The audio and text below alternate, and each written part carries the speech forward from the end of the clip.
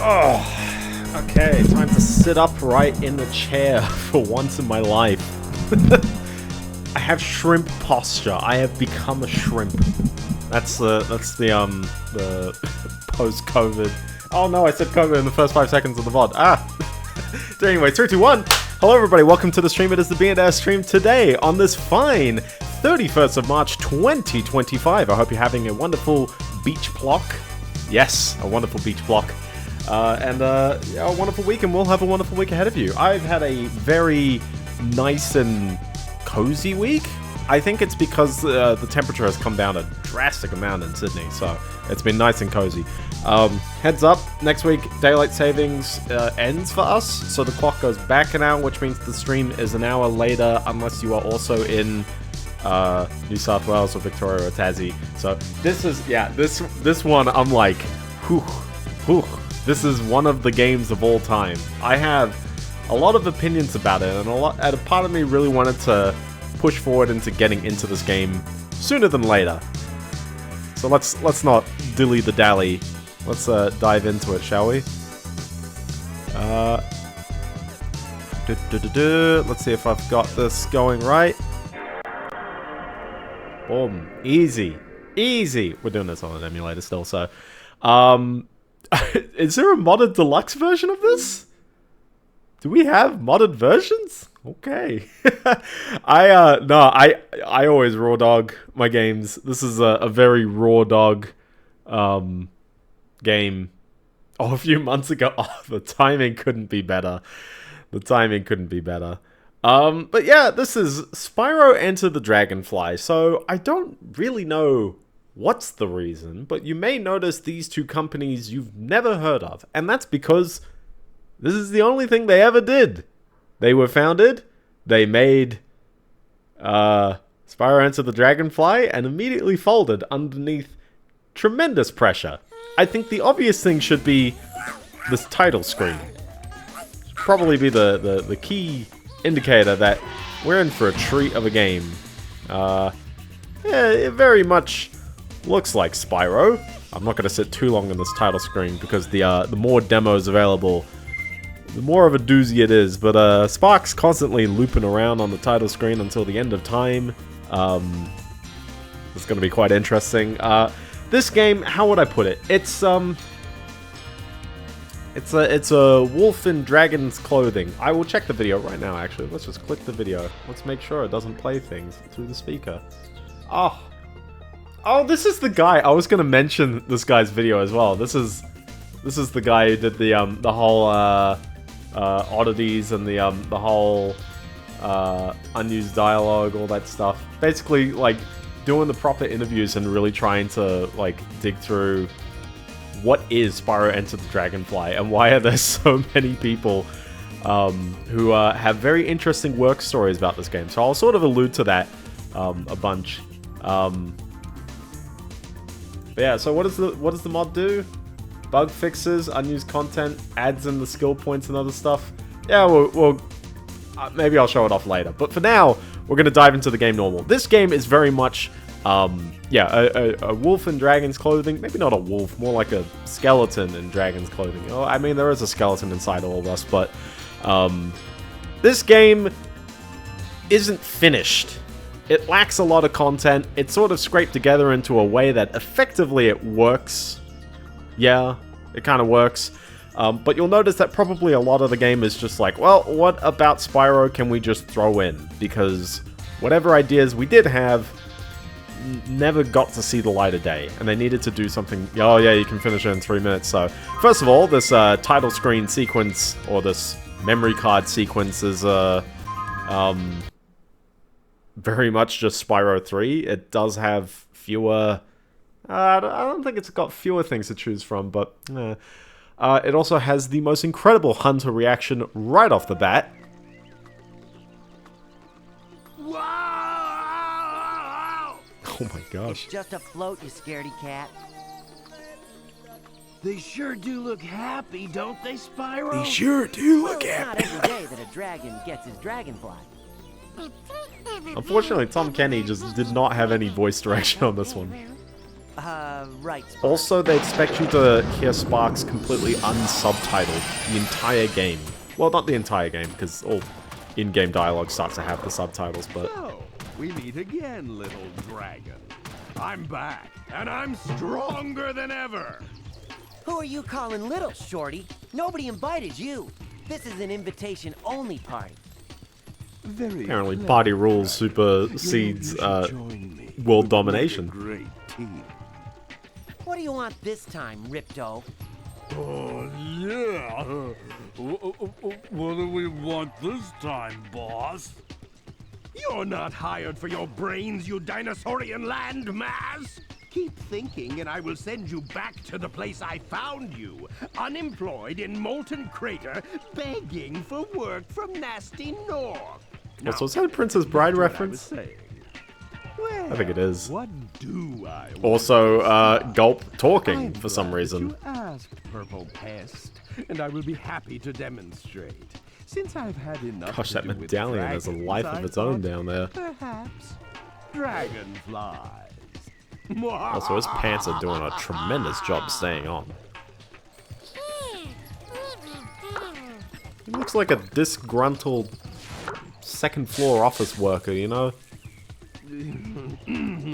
Well, that wasn't supposed to happen, but you see, without the power of dragonflies, the dragons are nothing. Soon, the dragon homelands will be mine. He proceeds to walk away and never show up for the entire rest of the That game. little lizard totally stole all the dragonflies. Even Sparks is gone. Also, Hunter's eyelids just had a moment then. I think I know where to start. And the music kicks in louder than her dialogue. And she just runs off.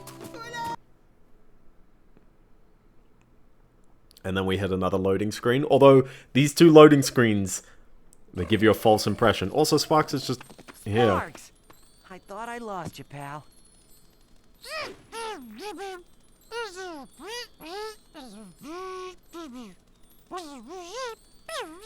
Write that down. Write that down. That was close, Sparks. Listen, I think I may have figured out a way to catch those dragonflies. Spyro, stand back.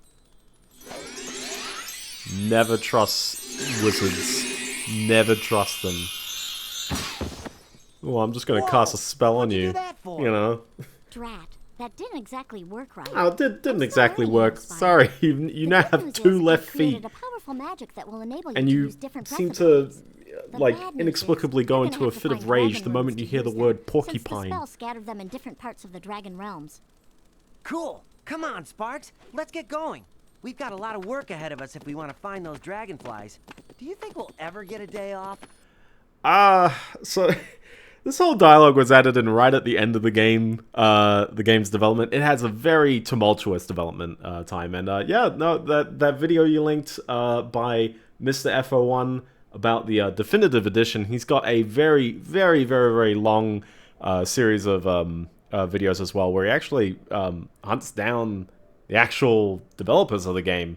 Producers, publishers, whatever, all that stuff. Trying to get as many perspectives as possible on how the game was. And, yeah, this game is a bit of a doozy, we'll just say that. So, first of all, ignore everything in front of you and immediately fly down to this. That is true. Head over to here. This is, you know, a little, like, portal thing. If you ground pound just about here, you just fall through. Oh, okay. Sometimes if you're in the wrong spot, you just actually fall a bit far. You gotta give me points for, like, at least trying right there. Let's give it another go, shall we? This is a very tricky game. This is a very tricky game. Oh, no, I picked up one gem. Now, Sparks is gonna tell me. They try to steal the dragon treasure, Space. They always take more money. He's trying to tell me all of this stuff. But this dialogue is so slow, and you can never understand Sparks. Everyone else I'll listen to, but unfortunately, whoever does Sparks is VA. I'm sorry, man. Hold on, I'll get there. Oh, I've done it poorly. I've done it poorly. I did this so smoothly just before. Nope. Come on. Come on. Listen, you can beat this game in 3 minutes, but apparently... Oh, I've done it again. I've just ever so slightly missed that wall. We're gonna game over in the hub world, aren't we, apparently? For me, it's like a 70% like chance I hit it. And apparently I've rolled two 30%. So...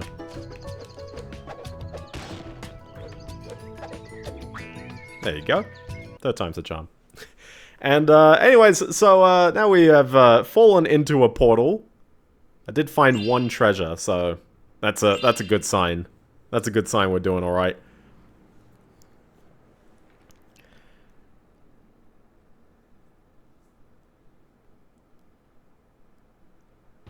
And yeah, check it out, it's Ripto. We walk up to him, he's all like, and he's way taller than us for some reason. And we called him Shorty before as well. More than a dragon, it's a purple dragon.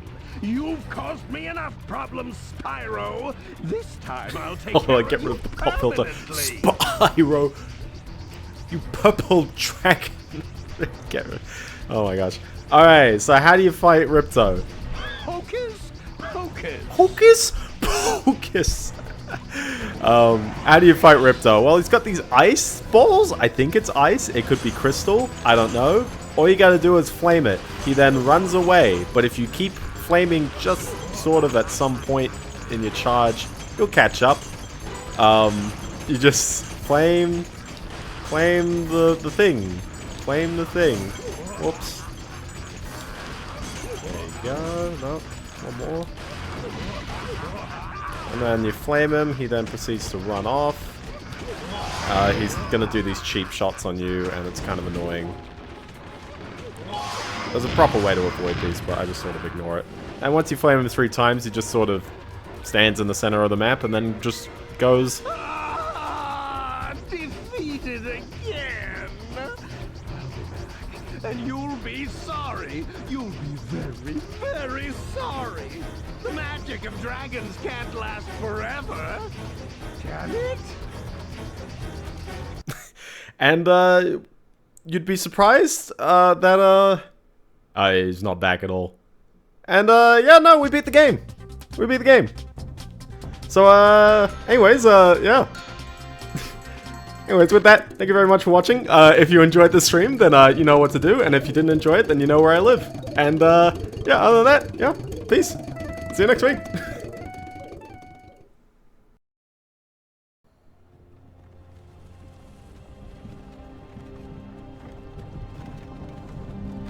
Hey, you. You're finally awake. Do you know what the Dragonfly following you is doing? Trouble with the trolley, eh? Did you know that you get your longest flights by pressing X? Very complicated. I should have done this like 1,000,000 years ago. Hello everybody, welcome to the stream. It is the Biendeo stream today on this fine 31st of March 2025. I hope you are getting a sense of deja vu, because I sure am. Let's just pretend none of that happened, did we? Anyways. Nah. People on the stream VOD, I wanted to line up. This was legit. This was a full-on, like...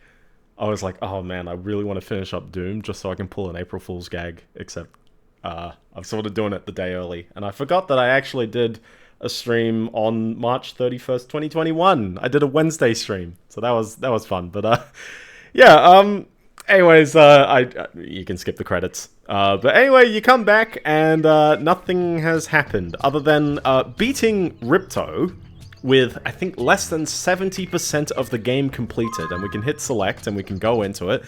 There are 90 dragonflies and 7,000 treasure, which feels a bit less than you'd expect. But yeah, there's so many gems in each of the 8 or 9 levels. But yeah, no, that's pretty much, you know, that's what we got to do. Beating Ripto gives you this ability where hitting both sticks points sparks towards the closest gem. I'm gonna need that for the rest of the game, I tell you. So doing this now is actually gonna save a fair bit of time, even if none of the rest of the game is ever gonna care that we've beaten Ripto already. Wander over to this weird thing and Bianca Here, just take casually... this dragon rune to the dragon spirit over there. With this rune, he'll be able The to dragon combine rune to the magic dragon with my spirit magic gives you the and grant dragon bubble magic breath to catch dragonflies. and gives you the They're dragonflies shy, catching. And will probably run away from you anytime you come near them. Yeah, okay. Why are they Use your shy? L1 button to switch back and forth between fire and bubble breath. Okay. But yeah, so, there are... Oh boy, this inventory system makes it seem like there's way more things to collect. But, there are... The magic of this sacred rune Oh my will gosh. bestow upon you the power of bubble breath. Wow! Breathing bubbles. So, breathing different breath abilities is somewhat is teased a little bit throughout other Spyro games. Also, Sparks is almost worthless. There's a weird element about this game as well, I just want to note as well. Usually when you're charging, you know, you can go left and right, but, oh my gosh. Sparks, I don't care. I know what a basket is. You never know what you'll find. You can charge while, you know, you can steal while charging, but for some odd reason when you use the D-pad, this is how fast you move. It's dreadful. It's absolutely dreadful. Oh my gosh. Yeah, sometimes they do have balls in them. That is true. Sparks is going to tell you about dragonflies. Probably guess. You go to bubble breath and it sort of does this. Hey, it's two. And then we made Tom Kenny read out all 90 dragonfly names. Except Sparks doesn't count as one, apparently. But yeah, other than that, you know, like, it's... They tried their best to emulate Spyro right off the bat. And, for all the things that we'll probably rip on this game for at some point over the next, like, I don't know, 3 weeks? We'll give it 3 weeks. It's probably a 3-week stream. They definitely tried their best in making Spyro, you know, look and sort of feel like Spyro. The run speed is, yeah, it's a bit sluggish, and also the PAL version is tremendously, like, choppy on the frame rate. But also, yeah, I'm playing the game at 60 frames a second, and you're sort of feeling it here. Good work, Spyro. Use the stones to get to the dojo. Remember, Spyro, find the dragonflies before Ripto. Use the stones to get to the dojo. So this is the first level, by the way, the Dragonfly Dojo.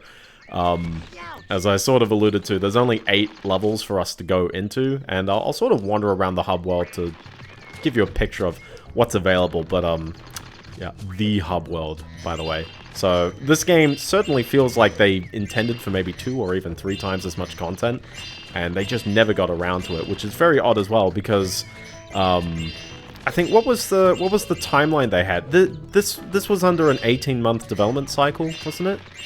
So like they started work on this decently shortly after Year of the Dragon stopped. I think, I don't know exactly what the... Yeah, but you can do it with your ice breath. You know, the ice breath that I definitely have.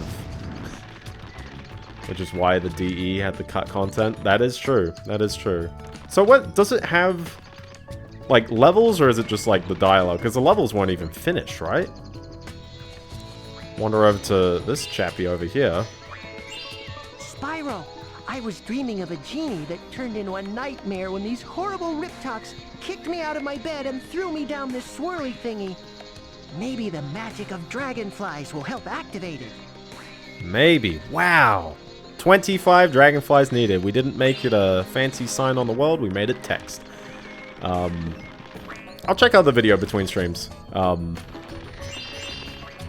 Yeah, so we're picking up more gems. Remember, there's only 7,000, so the fact they're up to 135 now is, you know, more than a couple percents on the way there.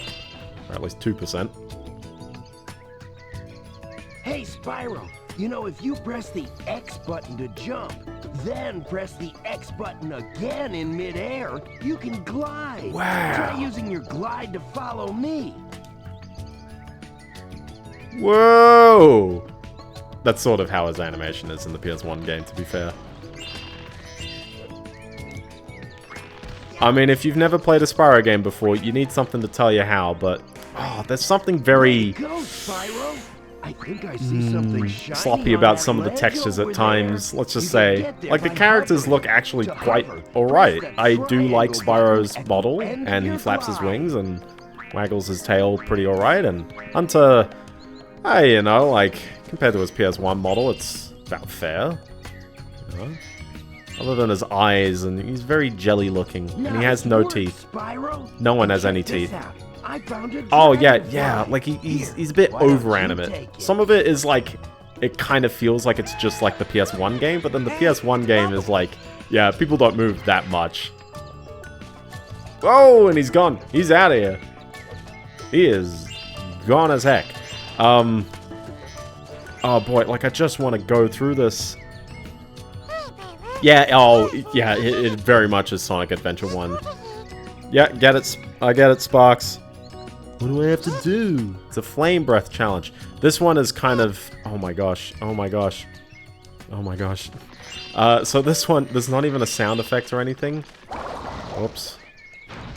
But yeah, you just gotta go around and find the scarecrows and flame them.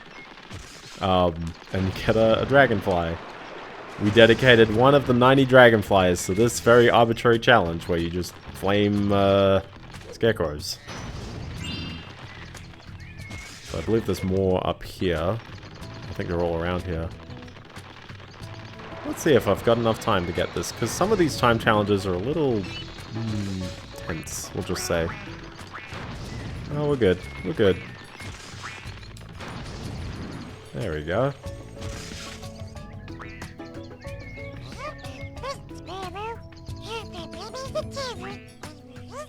Wow. Hey, it's Jade. Whoa, man, you're not allowed to call people that. But yeah, other than that, I mean, like, on the surface it's Spyro. We'll dive more into exactly why it's sort of clunky and rushed, and oh my gosh, are you gonna tell me about sheep that are just jumping into the wall as well? Yes, you are. So where exactly do I find these butterflies, Sparks? What's this, like, sass? Sheesh. Yeah, okay. Alright, thanks, Fox. Yeah, other than that, regular Spyro rules apply. You know, you flame baskets for gems. That's just Sparks' dialogue, and it's like the amount of, you know, it's probably worse at the beginning than later in the game, but it is still just tremendous how much dialogue they expect you to sit through of Sparks being completely inaudible. Wow! You could zap it with your electric breath, which you need to switch to. You know, the electric breath that I definitely have. So, as you can probably tell, they're gating you off. They really want you to go into at least that first level. This first level, which we'll go into right about now, or rather, in the amount of time. This is, by the way, my other sort of gripe about the game. It does not understand the scale of the original game, and I think there's a very easy intention to go, oh, it's the PS2, you can make games bigger. But also time this. I stood on this at 52 seconds on the minute, and we're gonna wait and sit through this whole loading screen. There's a pretty ideal route for beating the game, so you don't have to worry about too many loading screens. Too many, but yeah, this game is notorious for its tremendously long load times, and it's worse on the PAL version. It's really dreadful on the PAL version. Oh no, Spyro! It looks like the Riptocs have frozen all the Dragon Masters. Also, I think they put in a fair bit of effort trying to recreate Zoe's model there, so... You're going to have to use your flame breath to melt the ice and find out what happened here. Gotta find out what happened here. Wow. Could it be fire? Or ice? Well, whoops. Listen, there were two elements to choose from. I got the wrong one there. This is the one on the title screen. The level on the title screen. Hey, it's Steffi. Well, that's me every time I've got a cold. But yeah, I mean, you go around, you flame enemies, you charge the ones with metal, you pick up gems, you rescue a thing. In this case, instead of dragon eggs, it's dragonflies. And, yeah, they literally made another Spyro at, you know, on the surface. but certainly you can tell that, like, well, yeah, you move fairly slow, like, or at least, yeah, it's below mid in my eyes. I do rip on this game a lot more, even though, and you can see as well, like, despite there being 7,000 treasure, they do densely give you like 10s and 5s a fair bit more often than you'd expect. But it's like, it's also going to take a fair bit of time just to like navigate around the various like chambers of each map. Like here, it's like, okay, oh, whoops, I forgot these gems by the way, cardinal sin right there. The gems are invisible until you hit the draw distance. So there's a green gem next to that red one that's only visible when I'm like ever so slightly closer to it. In the original game, Wrath of Cortex... Oh yeah, I think that people give Wrath of Cortex a bad rap, and even though Wrath of Cortex is literally a Crash Bandicoot game, it's a very well, competently put together one. It's got some weird difficulty spikes here and there, but...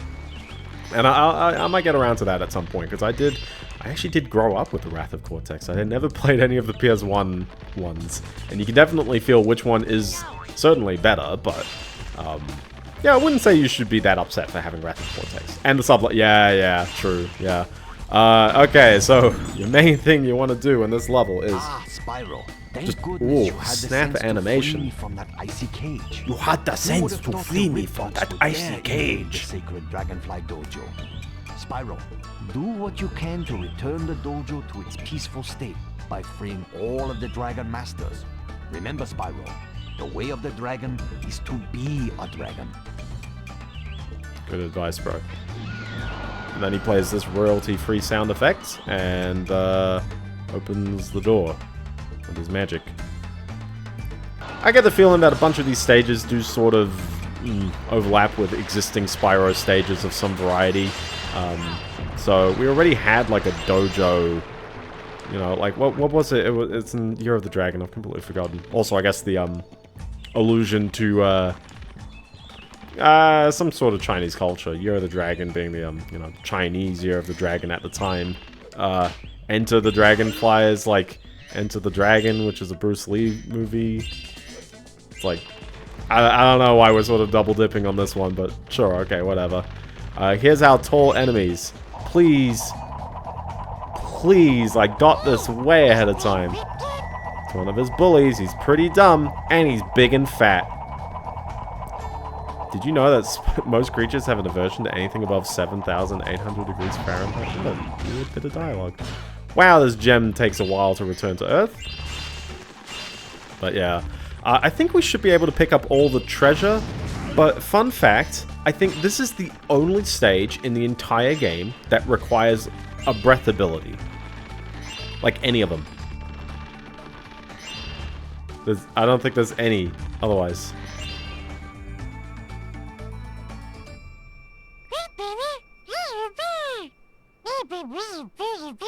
Oh, the like this might have actually been similar to Spyro 2, where it's always like, each time I zap you like this, and then it backs out of the dialogue.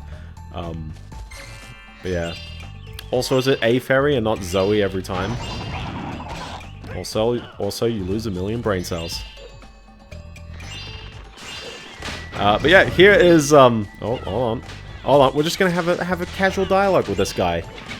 Just casual dialogue. Spyro, my kite got stuck up in the tree. Sorry, I can't hear you over the whatcha. Get my kite out of the tree for me, Spyro. I can't reach it because there's nothing here to stand on. Just me. But yeah, this is the only thing in the entire game that needs a breath ability, other than very arbitrary gates, and a couple of times when, like there's some enemies in later levels, but you don't need to backtrack for those. They really wanted to put in these reeds here, or bamboos, or whatever, so there's a lot of effects where they were like, ooh, check out this cool effect, you know, they were working on something like that.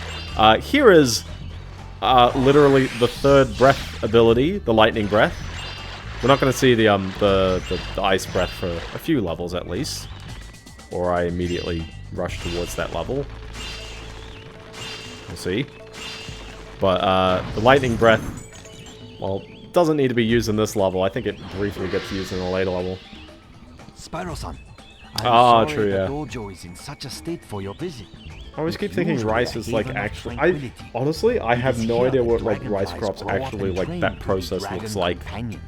Protecting young dragonflies is a dragon sensei's highest calling, you know. And Spyro, your efforts will result in much reward. Cool. Why does he speak like a badly translated fortune cookie, despite the fact that this game was made in California? Could we not implement a little bit of better dialogue here and there? I don't know. I forgot how many gems are on this one level in particular, but you see what I mean, where it's like, the areas are big, and like, simultaneously it feels like Spyro doesn't move fast enough, because this keeps happening. And the bubble breath is absolutely worthless. And it doesn't even hurt enemies in any way, I know. Yeah. It's shellac. Shellac. Shellac. But I think just the idea of, like, this room is so big. Why does it need to... Yeah. Yeah, they're way too big for your speed. And it's a combination. It's definitely... You move way too slow, so... but definitely, yeah, there's going to be some elements in the game where you'll and yeah, again, since there's a draw distance on objects, it just feels like, you know, you're constantly, like, combing the world, and suddenly it's like, oh, look, there's a gem in this corner that I had missed. Which is why the gem radar unlock is very, very vital, and I would recommend, first time you play this game, just do that. Just break, yeah, Silent Hill. This is the Silent Hill of Spyro games. I haven't, fun fact, I've still never played any Spyro game after A Hero's Tale. And it's weird, because I do remember seeing, I doing some extra, like, reading and stuff about this game. I'm not going to enter this until I'm nearly done with the level, by the way, because these portals are an allusion to the Spyro 3 little portals. Unfortunately, unlike Spyro 3, it is a hard unload and load a new section of the map, which, one, involves a 40-second loading screen, and two, involves respawning every single enemy. And if I'm trying to pick up all the gems, I would prefer to have all the enemies killed first. Oh yeah, Divide by Satan as well, because they're all really annoying minigames. I think every single one of them. If I like one of them, then cool. We'll find something. I feel like it's a bit harsh to say, like, oh, you know, I'm just gonna hate this game. But I think it's quite interesting because I absolutely love Spyro the Dragon 1. I think it's one of my favorite games of all time. I think that the two sequels are very worthy follow-ups and certainly natural evolutions. Hero's Tale's minigames are very I do agree. I think who's the guy, the mole man? I've completely forgotten his name. I blanked out. I even started playing the game like a couple of months ago. Yeah, the main game's very solid. I don't mind the hunter areas as well, even though they're a bit few and far between. But yeah, the Sergeant Bird ones are a bit clunky. The Mole Teen, that'll be his name from now on. You are a dragon wise beyond your years. May the dragon spirits. How old do dragons live? I guess Spyro is eternally like a juvenile for the next like 100 years at least. Moneybags appears here for the only time he ever shows up. In trouble again. And he is voiced by the same guy as Spyro 3. Surprise! Dragons in danger or something like that? Well, you'll have to pay me and his animation. I've got this itch. I can't reach it. Can you help me, Spyro? Practicing compassion. Money still has. Now, if only they could use a better model for that bag of money, because that is such a JPEG image on top of an untransparent bag. So you pay him 200 gems. They might have put in the work and actually counted 200 gems since then. These gems are music to my ears and will do wonders as inspiration for my poetry. Look, Spyro, even I know some magic when properly motivated. Oh my gosh. And then it proceeds to actually do magic, and the platforms clip into each other. Oh, that sound effect is not designed to be stacked on top of itself like that. And then, yeah, we will proceed to never see Moneybags for the rest of the game. And unlike the other two, he doesn't even give it back. That just flies you back, so we should be safe going over there. But, again, it's like, the area is just that tad bit too large. I get where they're going for the level. But, like, you see what I mean? It's just, like, we're constantly, like, going around picking up just tiny little bits here and there. And it's just like, oh, there's an enemy over there, okay.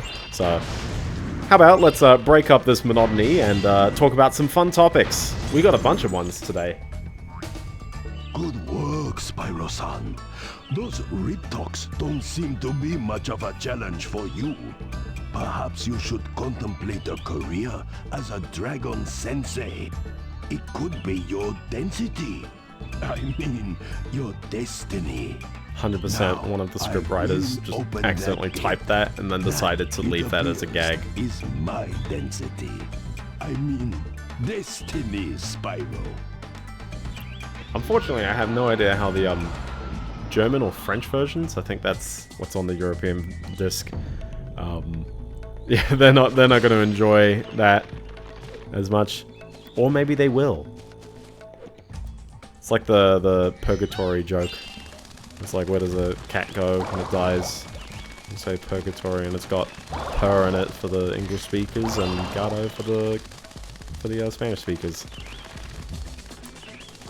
Is this the same like little bonsai platform reused? Hey, it's gone. Sparks photobomb.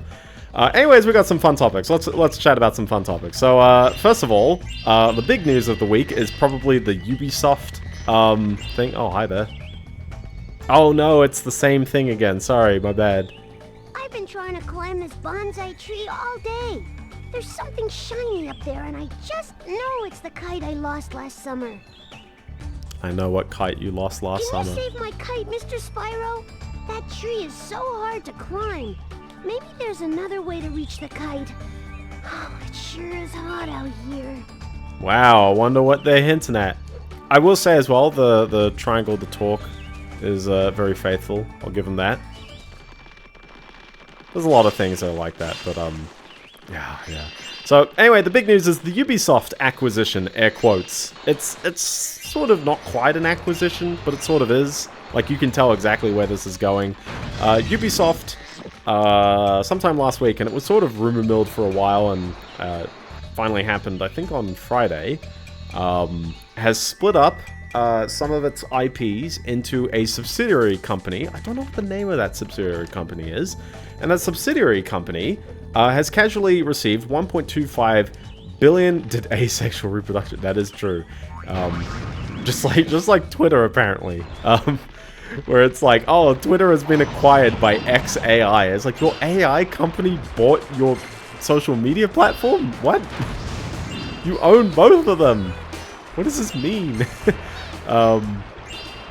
It's not even like the Alphabet one, where it's just like, oh, you know, we just wanted to make a parent company so that, like, Google could remain being the product and we do other things.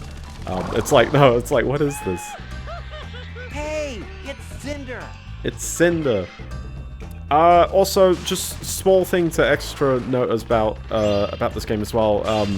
The soundtrack is still very much Stuart Copeland.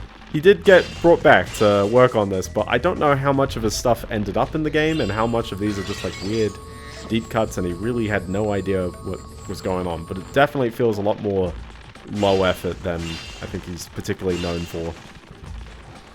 And I think the audio engineer really didn't do too well in mixing it all together. But it is still, you know, again, it imitates Spyro. The Spyro Police, exactly.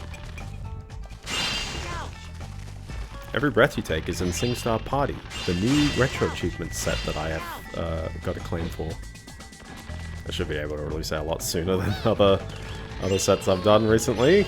I've been taking my sweet time, and I finally pushed out Hexen yesterday, and I'm very tired because I spent all weekend doing that and the little video gag, because modding Skyrim is not something I'm used to. SingStar Party is indeed the second one, so I already got the comment saying, why didn't you do SingStar the Wiggles? I know. But I've already done, I did some preliminary looking while I was doing the original SingStar set, so I don't think any of it is, like, tremendously wildly different. I think there's just a few things, because I know I want to handle the duet parts in some sort of unique way, but yeah, there's no career mode, so that saves me a lot of effort from figuring it all out. Some rather complex work. Yeah, duet mode. I'm not going to do a duet, like, subset. Most of the duet stuff is going to be, like, performing the individual parts. Maybe we'll do a duet subset, but... Freeing the dragon senseis took much courage. I think this baby dragonfly will be safe with you. I think it will be safe with you. And then, that's it. Hey, it's Roxy! Roxy! You don't have to put on the red light. Remember, Spyro. Find and return the remaining baby dragonflies. They Um, are the fortune of the dragon realms. Well, I did 3 before. I'm not too sure if I'd do the individual parts as their own, like, you know, as if it were like a whole new song. This kite is in a very convenient position because stuff the level design. Oh, never mind. Wait, hold on. Is he gonna let me or no? Because I don't have the flame ability and it really doesn't matter. And there's a big invisible wall there anyways. Solo vote, yeah, there is no solo vocal. Oh, never mind, I did that. It just took like 15 seconds to react. There is no solo vocal. If you pick the song, you'll get a choice of the 2 parts. I think later games also have hybrid parts. So it's like you get a sort of best of mix of the 2. I probably won't care. Oh my gosh, that flickering. Like peanut butter without jelly. No, that's not quite right. Okay. What is happening here? What's going on? What is going on there? Rip the people who are watching at 30 frames a second, by the way, on the VOD. But legit, if you're looking at 60, it's like, ugh. That's not even flickering every frame. It's flickering every, like, 5th frame. How many massive bugs have we found? Well, that's not a massive one, but you know what I mean. It's just like, it's a bit of an odd one. Yeah, exactly. It's like the co-op guitar. It's like, you know, how much do you gain by, you know, forcing players to sort of get it all together with a co-op partner, and how much is just like, hey, just get the solo person to play both parts. I would like to do a multiplayer subset for Guitar Hero World Tour at some point, but that one I probably would like, and same with the full combo subset, but I would like those under multi-set to be active at the same time, and that's why I haven't jumped on those just yet. Also, I'm surprised no one has done a Guitar Hero Aerosmith set. I was expecting that to happen way sooner. Okay, so yeah, so we've now done the lap. We've done the lap around the level. Okay, he's pointing up there, so... yeah, definitely don't force it, like any multiplayer... I guess, yeah. Wow, okay, I was like, oh man, I'm gonna need this gem finder because it's gonna be so iffy to find all the gems. That was a almost perfect experience, other than missing just that one right at the beginning. But that's what the gem finder's for. Because I don't know if I would have picked exactly up there. So, now let's do a second round through the level and just go into both of those kind of mini-game portals. There were 2 of them. You gotta do both. And then we're sort of done with the level. In, like, half an hour. I don't know if I'm gonna play 4 levels a stream, or 3, and we do this over 3 weeks. Let's see. Let's see how comfy I am with this. Given that we're already 43 minutes into the stream, you know, it's a bit of time, but we'll see. Because the hub world is like, sort of counts, but it doesn't really count.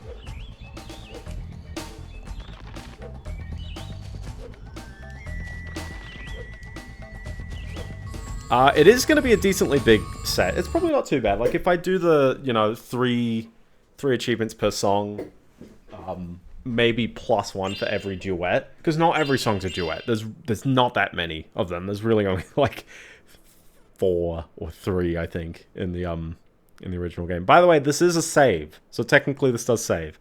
I don't know. I think it puts you here when you reload the game as well. But yeah, despite there being 8 levels, they did indeed cram 2 speedways. Yeah, 1 Chivo for Duet 1, 1 Chivo for... Yeah, exactly. And maybe I'll do get the, you know, the hard score with either, because, I mean, same rules apply. Yeah, exactly. So yeah, so just like Spyro 3's Yeah, okay. Also, Sparks spoils it for you, right there. Also, the time limit starts before you, and Sparks is still going as well. Unfortunately, the flying stages don't play quite as you expect them to. I think we're gonna do the flyers first, but they give you... That, it appears, is my density. I mean, destiny. Why am I hearing him? Why am I hearing him? Did I just break the dialogue? What's going on? Ah, dang it. Okay, never mind. Let's run upstream. I wonder if they were remodeling these guys from a Colossus and then just decided, hey, just use them here. Rickshaws. You know? There's no hidden hunter in these areas, right? It is just the two Dragonfly. I'm off the top of my head.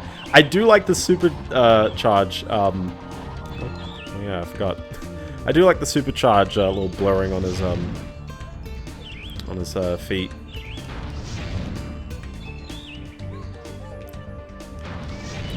Now this song, Stuart Copeland's going at it, but yeah, yeah, no, I haven't really thought too much about the set because I only claimed it like a few hours ago, and I just finished up Hexen yesterday. But Hexen, oh boy, Hexen was a fair bit of like, ooh, cramming work. One, because I hadn't put in a lot of time before, and I was like, man, that was my last week. It was my last week to work on it before I needed to extend it. I was like, I sort of got the idea, just need to execute. But certainly it's a fair bit of work because there is no, like, there's no formulaic way to really make that set.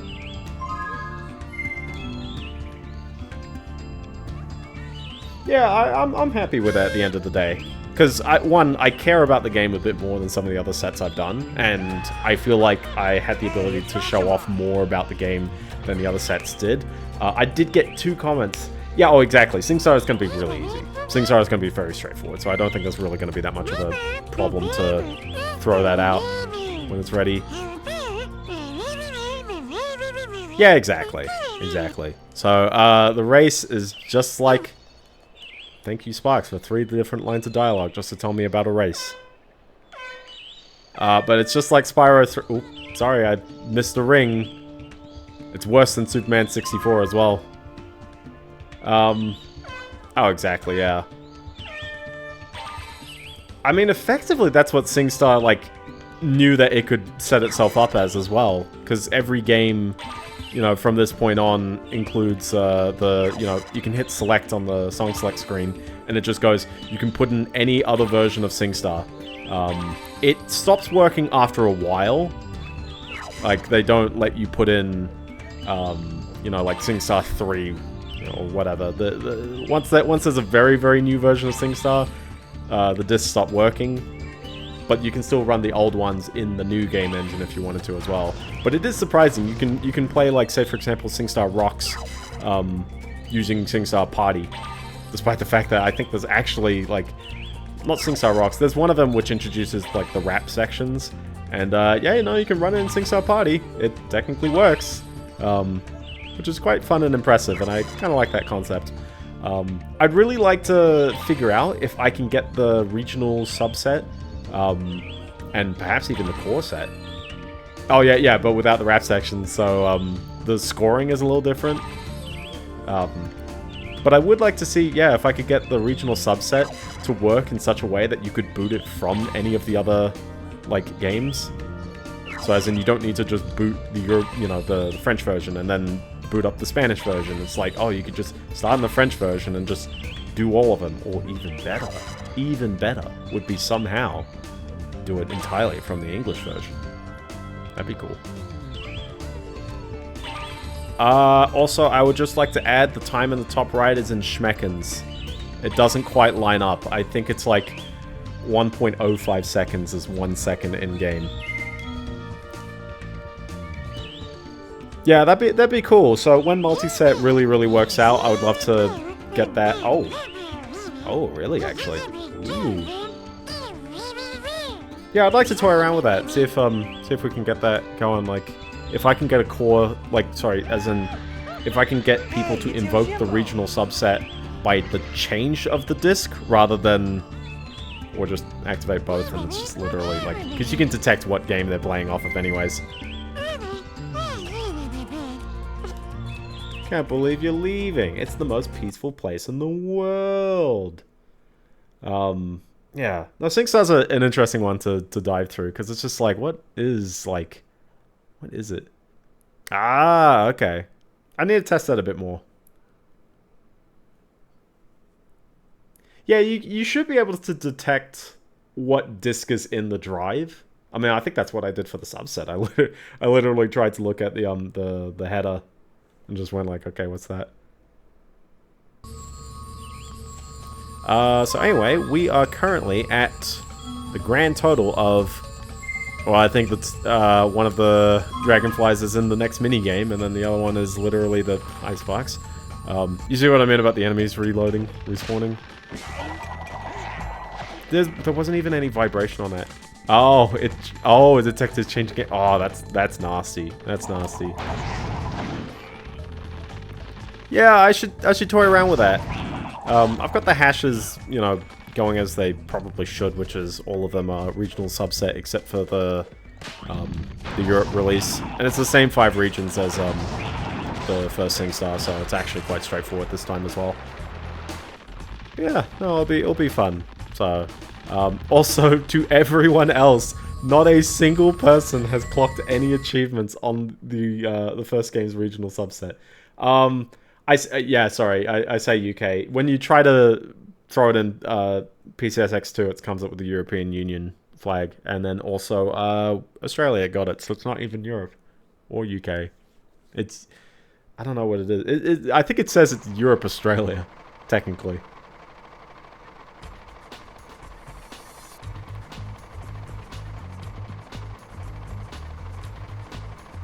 Yeah, exactly.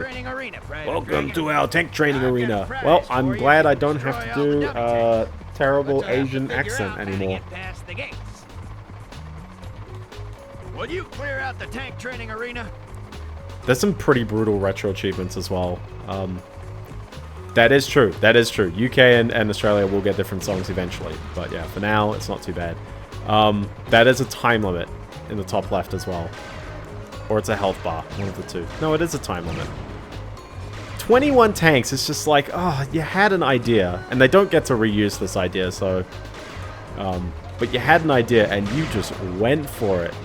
You just went for it. 21 is such a lot of you know, tanks and targets to go for. Unfortunately, the camera doesn't work the same way. And then you can turn the tank as well. So square and X aim up and down. Circle shoots. Triangle does nothing. L2 and R2 does that, which is going to get kind of confusing because turning is just kind of easier, I'd probably say. Unless you can circle strafe. Oh, they can home. Never mind.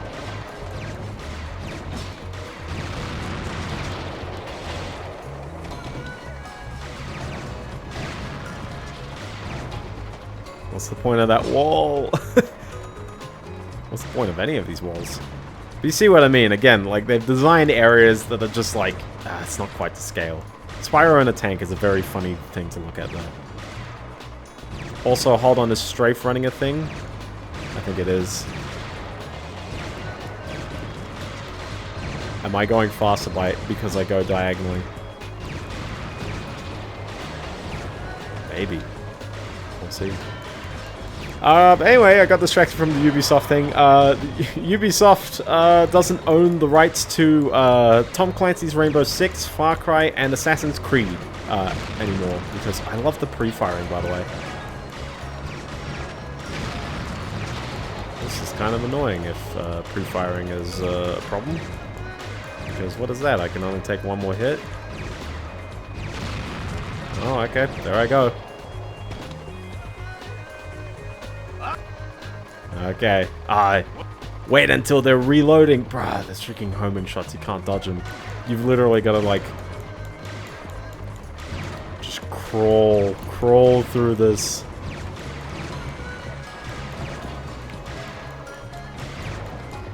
The frame rate leaves something so much to... be desired. Do I just try it again? I like my health coming back for a hot second. You gave up? But yeah, so Ubisoft doesn't technically own the rights to these. Instead, it's the Shell subsidiary that they put their franchises in, or at least those 3. It's not every single franchise, but it is, you know, they're the big ones. They're the breadwinners for Ubisoft, apparently. And I say that also wondering, when are they making another Far Cry? It's been a while. They used to milk that a lot, and they sort of just made it Assassin's Creed after a while, but it just makes me wonder. A certain Asiatic company, yes, Tencent invested 1.25 billion. I'm hitting the rabbit. 1.25 billion US dollars worth of capital into this you know, subsidiary company, effectively keeping Ubisoft much more afloat than they were a brief moment ago. But $1.25 billion, I think their market cap before this happened was like 1.9 billion US dollars. And now that's like, boom, that's straight back up to 3.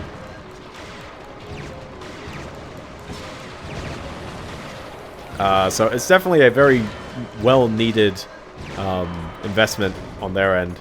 Okay, hold on. So we're just going to need to, like, not shoot a ton. And don't do that, because that's kind of annoying. You just got to let them shoot first, and then you ask the questions later. Same thing for the next guy. Shoot first, ask questions later. Market cap is sort of, it is fake money. It's the amount of money.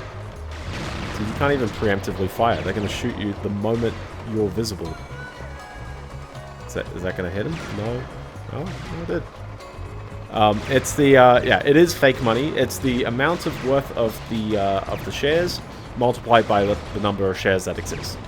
Market cap is a very, very volatile number, so don't exactly put it as like real money. But if you wanted to, you know, basically buy out a company, the market cap is the very easy number to basically say how much a company is roughly worth. Yeah, exactly, asset money. And it fluctuates very hard. I think there's always a good meme that Intel is worth less than Uber. And it's just like, or the fact that like Tesla by market cap is worth more than the next like 18 car companies combined. Like it's like, what is happening there? It's all very, very much funny money. So I'd only read into it in the sense of investors be happy. Is that guy gonna see me, or oh, that guy's gonna see me? Here's the next guy. I think there's one on my left. There's one there, and we got the one behind here. We managed to hit both of those things at the same time, and that's it. That's well done, Private. You're a clever dragon. Ain't I you? want to stand here staring at my privates. Skillful enough to survive the tanks. As a reward, I'll let you have the dojo mascot. The mascot. Okay, you are a dragon. You know what dragonflies mean to the world. When it was like, you know, like not dragons in any of the other games, and it's like they don't know. They're just like, oh, this is like an egg, but the shell's a bit too hard. To do some target practice? Also, yeah, he hints at like doing target practice as if there's like a second. I'll have this tank ready for you when you change your mind. As if there's a second difficulty going on, but no, like that is it. We've got one dragonfly left, which I'll return back with the one breath ability that you need to return back with. But yeah, there we go. There's one level done. Greetings, Blub. Greetings. Happy March 31st. May absolutely nothing happen tomorrow. Absolutely nothing. It is a Spyro game. It is a Spyro game where you are staring at Spyro's backside for minutes on end. I love how I'm facing the wrong way as well. Like I'm facing backwards in the level. If you want to be really patient, you can continually grind lives. Sparks, you want to get it at some point? Sparks, you want to get that butterfly at some point? Is he going to get it? Is he going to pick it up? This is, yeah, there's not a Spyro one. Oh, Good thing I botched up the jump. Good thing I got that Dragonfly.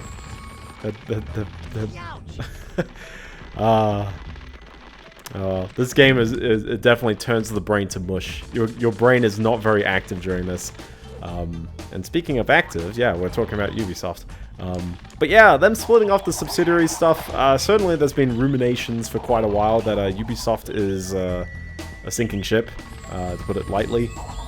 This really doesn't look like it's the end of the level. And the effect is not there as well, which is a bit of a shame. The skybox effect. It would have been cool if they figured that out, but they didn't, so it's a bit lame. It's a bit of a lame portal, especially when Spyro hits the wall directly behind. We'll never know how good AC Shadows did as well. Yeah, I mentioned last week that when they were talking about the sales number, or sorry, no, not the sales numbers, the number of players, not even concurrent players, which at least can give you a decent idea into like the number of people who actually care, but just the number of installs, maybe Ubisoft accounts. But does any part of that, you know, restricts pirated copies? Who knows? Or Ubisoft Connect Spyro, copies. The magic of this sacred rune will grant you the power of electric breath. Electric breath. Also, you need 25 Dragonflies to do the other level that's just chilling right there. So now we have electric breath, which seems like it's cool, but it sort of doesn't feel like it works as well. Also, it very killed that sheep. Wow. Wow. Okay. Is that what electricity does? You shout, you just immediately skip from rigor mortis into a cooked lamb shank. So, anyway, we got the breath, so that lock is no match, I guess. Gosh, these leaves, because they're just there. This is like, I was going to say it's like Rayman 2, but Rayman 2 has a very fun art style at times, and also Rayman 2 came out for the Dreamcast and the Nintendo 64, and it looks way better.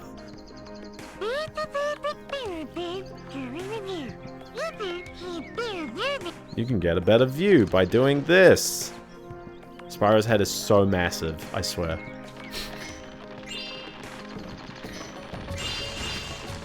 Here's a question to jog your noggin.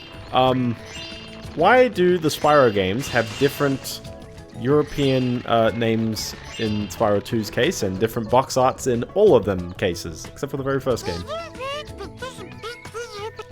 Climbing is, climbing is the same mechanic as it was in Spyro 2 and 3 for like 1 second. Oh my gosh, we need to give you marketing? Maybe, but like, especially for this game, it's like, well, first of all, the Spyro 3, the Spyro Year of the Dragon box art in Europe is like so cheese. It's the Lightning Breath Challenge. I don't see any switches. We gotta walk through it. Okay, that Dragonfly is as good as free. That's the same line of dialogue. It is so scuffed.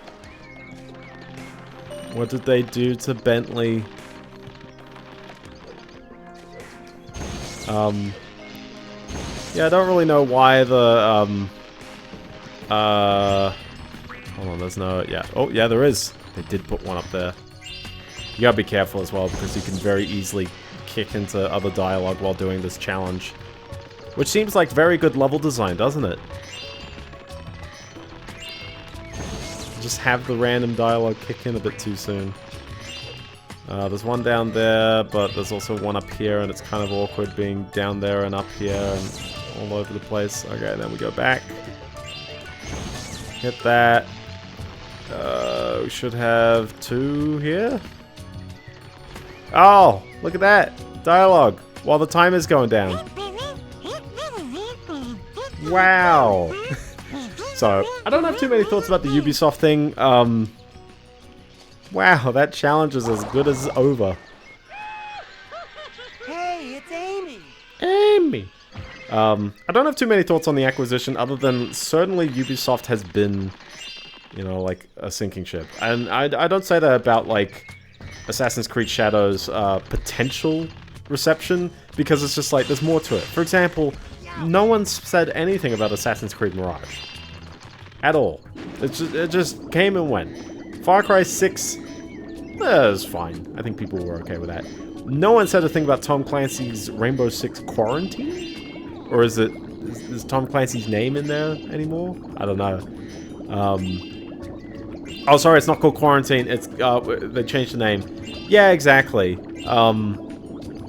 And then Ubisoft is like shelling money for. Shelling sounds like a corrupt thing, but like as in like you know, they got that Netflix show, and I just don't really know like where the revenue's coming from and where the like good games are. X Defiant. You're gonna have to remind me what X Defiant is. I forgot. That boat there seems like it would immediately begin a level without my consent. Oh, I love this fire. Look at this, like, just casual particle effect. Every single person who started making a PS2 game loved these. Boy, am I glad to see you. You might be able to get this boat to work if you had enough dragonflies. Get this boat to work! On that island. Savages, I tell you. Oh my gosh. 15? Oh, I don't have enough. Yeah, no, I remember X Defiant. I'm just memeing. But, yeah, certainly, like, yeah, oh yeah. I mean, at least it sort of made, you know, it lasted more than 5 days. At least there's that. But it's, oh, it's so shocking that there's so many games like this. And at the very least, you know, like, Call of Duty is continuing to be a moneymaker. So whatever other blunder Activision makes, or PlayStation makes, because they've got other franchises and things like that, Ubisoft, I don't know, man. I really don't know what's going on. And they've gotten rid of the big ones. These are the ones that actually they had the faith in releasing more frequently. Hey, it's Kanichi. Mushy mushy. We're almost there at 1,000 gems. Almost. I don't think I will be there, but okay. There are 3 levels in this, like, wing of the map as well, by the way, so, in fact, actually, you'll probably tell that it's like, well, there's 3 in this wing, there's 3 in the other wing, and there's 2 in the center. So, there you go. Job well done. We did it. We have plotted out the whole game immediately.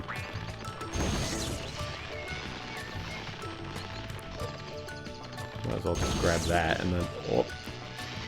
Thank you, Spyro, for just stopping still. But yeah, keep your eyes peeled on whatever happens to Ubisoft. Tencent, honestly, I don't think it's the end of the world that it's Tencent in particular, but certainly it's a big company. I'd probably be feeling the same if, you know, you said Embracer Group, or there's another one. Also, the other one was over there. That's okay, we're good, I figured it out, I remembered. And then Fox faces me and just goes, wow, you did it. Hey, it's Alex. Well, yeah. I think what exactly does your big company represent? China, and I do have a, you know, like, I don't have too strong thoughts, but I definitely say, like, you know, especially as a French company. Yay! You got enough dragonflies to get the boat up and running. Hop aboard. This is not necessarily the second level, but I think this one does have a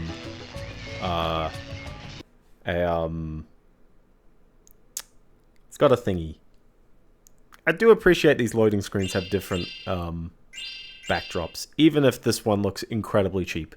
But yeah, no, the freaking, like, China is certainly a competitor in the economic sense, so I'd definitely go, hey, here's our French company that now has a $1.25 billion stake, casually by a Chinese company, and there's a, you know, in the same way as, like, oh, like, imagine if, there was a story that came out that was, like, Australian universities were, like, very upset because in the Doge cuts, I do like how the bubble breath destroyed that, in the Doge cuts suddenly, yeah, they, like, the Australian universities lost a fair bit of funding. I was like, what on earth was the US government doing spending on that, man? You know, like, anything that crosses countries, I'm just like, is this part of an alliance? Or, like, what? Why is that the case? And I think internationally traded companies always have that, you know, like, who really owns it kind of angle. I know, you know, if we mention the whole Tencent and Chinese backing, I think it's also probably fair to bring up what's the other one? Dude, I'm gonna sound so much like a conspiratorial nut because I really don't know what I'm talking about. But every time I, like, sometimes see, like, was it BlackRock and Vanguard? They're like, they're like actually like close to $1 trillion like investment firms, and it's like there are so many companies where it's like they don't have majority, but 10%. If we're having the same thoughts about also hi, reuse model from Spyro 2. But if we're having like the thoughts on like who owns these companies, yeah, this is just showing here, by the way. This is not a breath ability. Exactly. First Monday. And the 2 weeks before. Ah! Yeah, I think I spent like a little... Was it March? I was waiting for Chinese New Year last year, so I think I sort of rushed it. I feel bad for this guy. I just felt bad for that guy. I mean, I have been playing Spyro games annually on stream, so there is that. That might be a reused voice line from Spyro 2 as well. Hey, it's Gary. He has 10 badges. So what is these? I think you charge him. 5th of March was part 3 and the final part. Okay, so... Oh, I guess we're still in March. I keep thinking it's like, oh, it's April now. Because I've already pranked everyone. Thank you so much, Spyro. Yeah, I would like to do the other ones. A Hero's Tale is an interesting one as well. No problem. I'll keep a nose out for your friends. I think I can smell them roasting off in the distance. Just kidding. Spyro, why would you say that? That's very insensitive of you.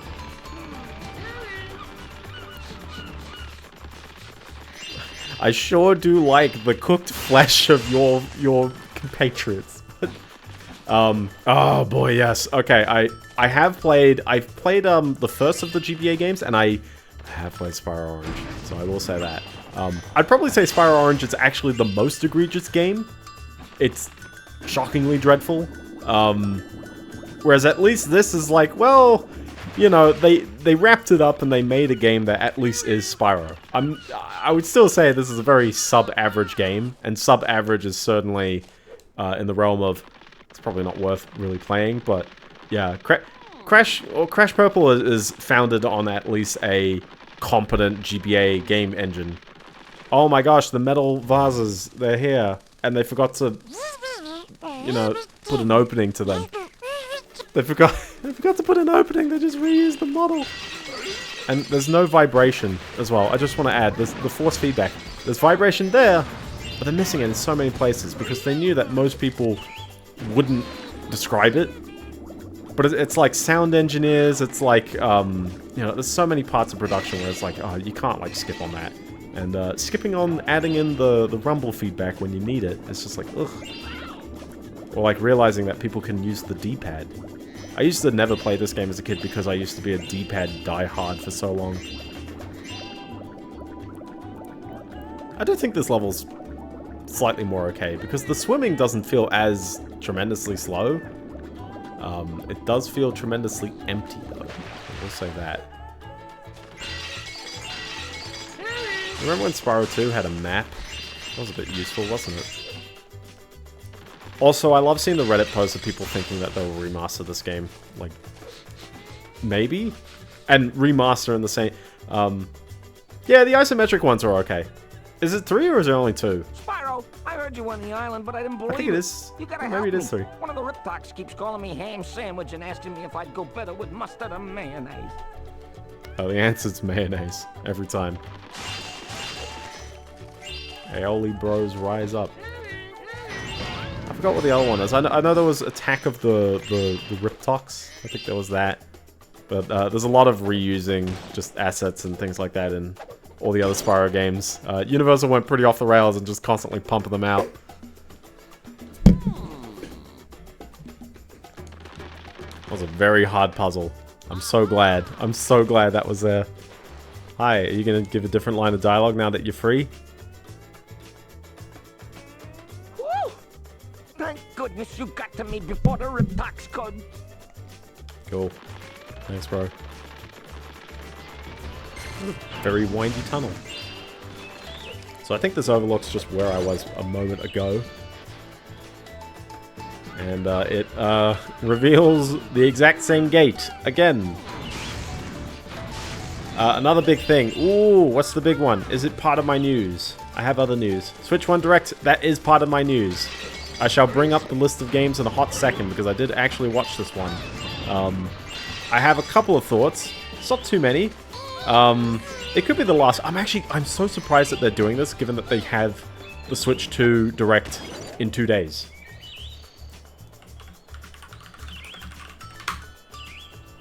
Oh, and the Japanese one. Oh, you're gonna have to tell me what was in the Japanese one. March 2020. There we go. I have Tech Radar's article. We're gonna hope for the best. In the order they happen. Thank you, Tech Radar. You didn't even skip them as well.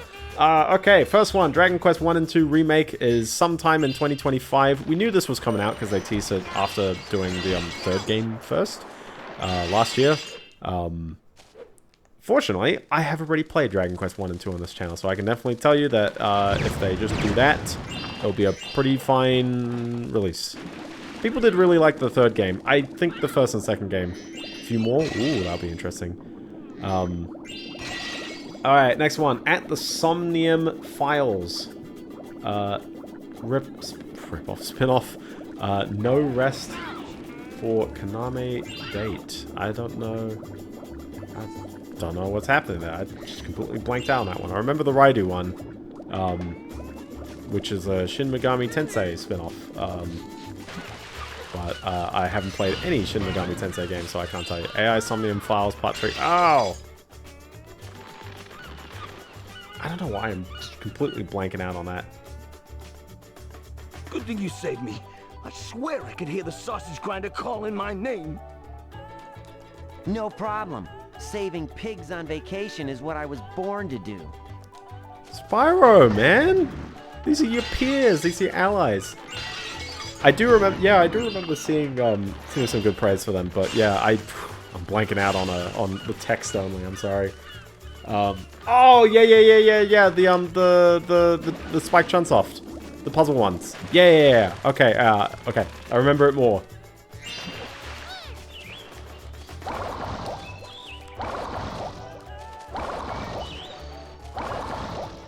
Like Zero Escape. Was that elsewhere in this? No, I think that was it. So, yeah, I don't have much to say about the Shin Megami Tensei one. Someone who knows more about that game will probably be like, oh, you know, that one's the best one. I don't know if it is. That'd be cool if it was. Shadow Labyrinth. I thought this one was such a weird one. This is and my nose is so itchy. Yeah.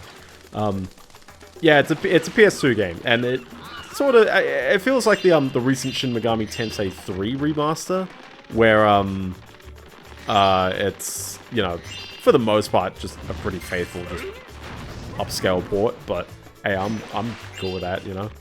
It means that you can release the games more often, and sometimes the old art style just works. You don't need to do too much more about it. Shadow Labyrinth, yes. So I don't know what on Earth's secret level is. I haven't watched any of them, but I know conceptually that they're like weird spin-off video shorts of existing game franchises. And for some odd reason, Shadow Labyrinth, they are actually taking the Pac-Man one and turning it into a dark, potentially Metroidvania, we'll see. A game where you play as a fellow with a spherical yellow companion who consumes all. The trailer is hilarious. It's an anthology series. Okay.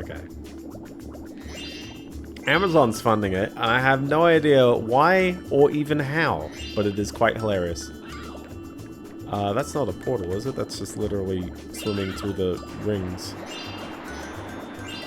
Yeah, okay, sure. This kind of just goes on, doesn't it? Oh my gosh, what's happening here? It's a bit curious, but sure. Let's hope I didn't just miss a gem there. There we go. So multiple Armored Core as an episode, Warhammer 40k. Oh yeah, there's the Concord one as well, which is hilarious. So there will be more people who know about this, like, this secret level episode than the actual game itself eventually. Acclaimed gaming franchise from one of the biggest gaming studios out there. You know, PlayStation, very nice. One day, I would love if they released like a Concord follow-up, but like just, you know, give it like a subtitle like Concord Heroes or something like that, and then just like pretend that there wasn't a regular game.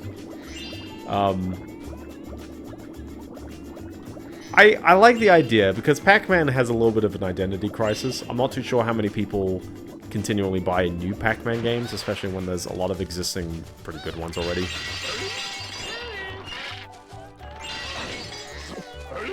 Ooh? Oh my gosh, that sound effect. Wow. Yeah, I think I think that one did alright. I don't know why, I'm just like... I don't know Pac-Man. I really don't know Pac-Man that much, to be fair. I have played a little bit of Pac-Man World, and I've played some other Pac-Man games, but I'm just like, yeah, it wasn't my thing. I have like a very kind of niche target with my arcade games I've played a ton of, and Pac-Man is like, I start it, play it for a bit, and I'm like, okay, cool. I'm very like Scott the Woz on that one. He just has like no attention span for arcade games, and I'm potentially in the same boat, but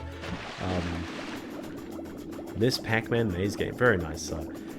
Let's go on with the next one. Speaking of PlayStation, PlayStation have released 2 games on, I think they're like, they were going to happen anyways, but it's just like interesting that they're on the Switch as well. They're also on Steam. One is Patapon 1 and 2, which is a very, very, very nice release. I don't actually know what Patapon is. I just hear about it a ton. I should probably play them at some point. That'd be good fun. If I had to say, it's a sort of an army battle game of some variety. Rhythm strat. Oh, it's rhythm. Okay, I was slightly off. I know it's got the rhythm elements to it. I just didn't realize that that would be that much of the experience. So that's fun. Ah, that's very fun. Having both games in a single collection is very nice. So, but it is also on Steam, so don't feel like you have to get it on the Switch if you're, there's other platforms available. The other one as well, I'll just jump straight to this. This was right near the end, is Everybody's Golf Hot Shots, which is a follow-up to Everybody's Golf or Hot Shots Golf, depending on when you looked at the franchise. They had a release that has both names. I'm glad that that's... I remember really liking, I think the 2020 or 2019 release. The trailer for it, because I don't have a PS4, so I can't enjoy it myself. Mina no Golf. But I would really like more fun golf games to exist, because the market is dominated by the Tiger Woods PGA Tour. Does it have Tiger Woods in the name still? They do have Tiger Woods back. Everybody's Golf. Oh my gosh, I forgot the jumping looks like that as well. It looks very odd. It looks a little unfinished, doesn't it? That is releasing in English. Ooh, good segue. Good segue. And the nice thing as well is that you can easily just switch your region to buy games that only will show up in the Japanese Direct. Super Robot Wars Y. Very nice. I do know of that franchise by name. Okay, I have weirdly tossed and turned myself around this level. Maybe we'll just wander back. Maybe this was all a side area. It was all a ruse. That's very nice. Do you know when that's coming out as well? Or... Oh, I forgot to load the level! Let's do it! Let's just dive in. Why not? Okay, the level is here, I guess. I mean, you could tell exactly what they were doing with these, like, tunnels to try and, you know, connect the level up together, but it's just kind of hilarious that, you know, it just happens. And you know, licensing all those franchises is not easy.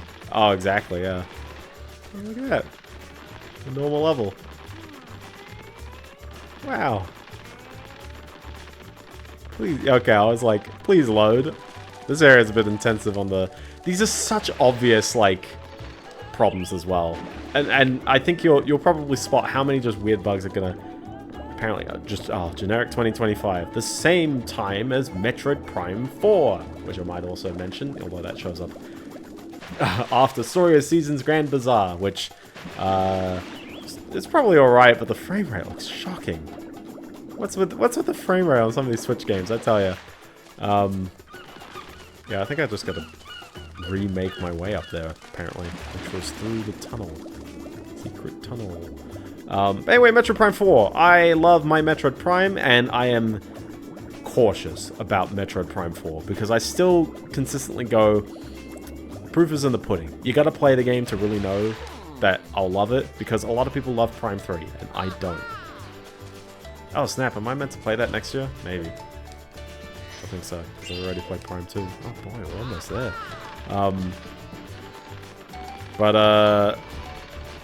I don't hate Prime 3, by the way, I just... It's a lot more of a 3 out of 5 game for me, instead of a, you know, what Metroid Prime used to be. And some shockingly bad frame rates. Okay, let's stand in here. Pow! Pow! Pow! Pow! Did I hit that? I'm still... Yeah, okay, wow, that took its sweet time getting there, didn't it? Yeah, Metroid Prime's coming out this year at least, so I do appreciate... Oh, never mind. I hate this game. The same version... Oh, that's interesting. That's really weird as well. I mean, if it's the same cut trailer as well, it starts to seem very odd, because usually you'd edit in most of the audio. And it's like, if it's got frame drops, then I think it's just whoever on the western side was doing that trailer was just like completely botched it up, or was using a very terribly streamed version. You know what they always say, fake it until you make it, and sometimes a lot of these trailers are very fake. A lot. Sometimes it's just like, yeah, that is not at all the game actually running in any way, shape, or form. Hold on, I can't switch breaths. I gotta sit here for a moment. This Dragonfly sure do be toast. In Japan, every sizzle reel game gets a little more... yeah, that as well, because, yeah, later down the list, I wanted to mention Fantasy Life I, the girl who steals time, and I'm like, oh, I gotta promote everything Level 5 ever makes, apparently, but legit, they do an alright job, and it's just like, that got 10 seconds. Hey, Earth Defense 4. Oh, yeah. What was the other one as well? There was one other one that was in...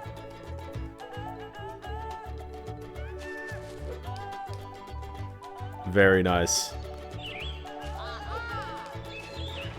Oh boy, and there's also just... Oh, what the heck? Okay. Oh, that's the one. Yeah, okay.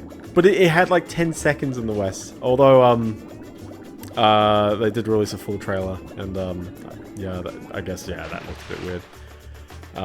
Anyway, what other ones? Disney Villains Curse Cafe. It releases the same day as that, so it's already out. So go play that, I guess. It looks maybe a bit too cozy, unchallenging in the trailer, but that's probably the market. So no concerns there. So much could happen at the cost of lag. Oh yeah, I'm happy. I thought I didn't actually beat Fantasy Life on the 3DS, but it's literally got so much of the same kind of love of, I'm pretty sure a lot of the same people worked on Dragon Quest IX. So if you like Fantasy Life, you will love Dragon Quest IX. And if you like Dragon Quest IX, you'll sort of like Fantasy Life. Sort of.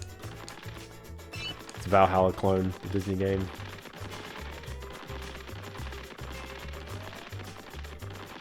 Okay, I gotta somehow decipher where on earth I'm traveling to after this room. I guess we got the next room. Maybe I should just be looking at that.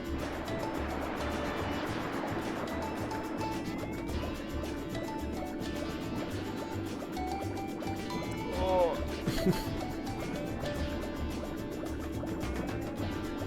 We just let the level designers leave that in. They were like, yep, ship it. Oh my gosh, did I really just see that, like, ladder and then just ignore it? Because it stops looking like a ladder at some point.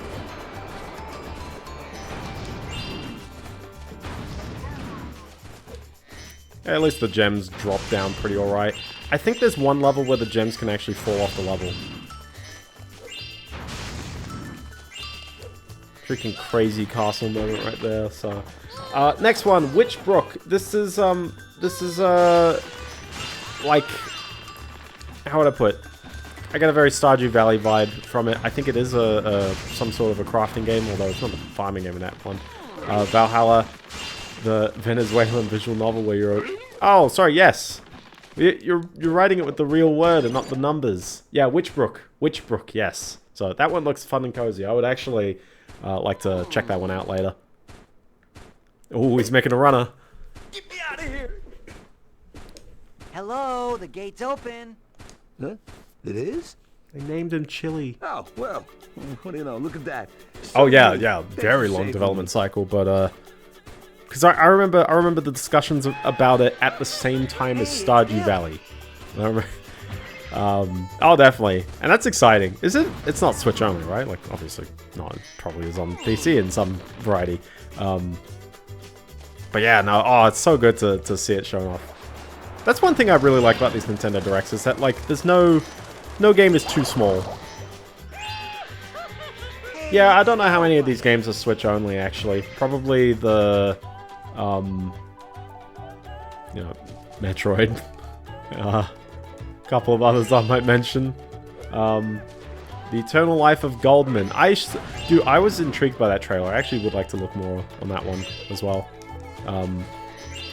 Had some kind of puzzly mechanics on it. I'm not too sure what I was looking at there, but I like the art style. It's nice and fun. So, is that, Gradius Origins.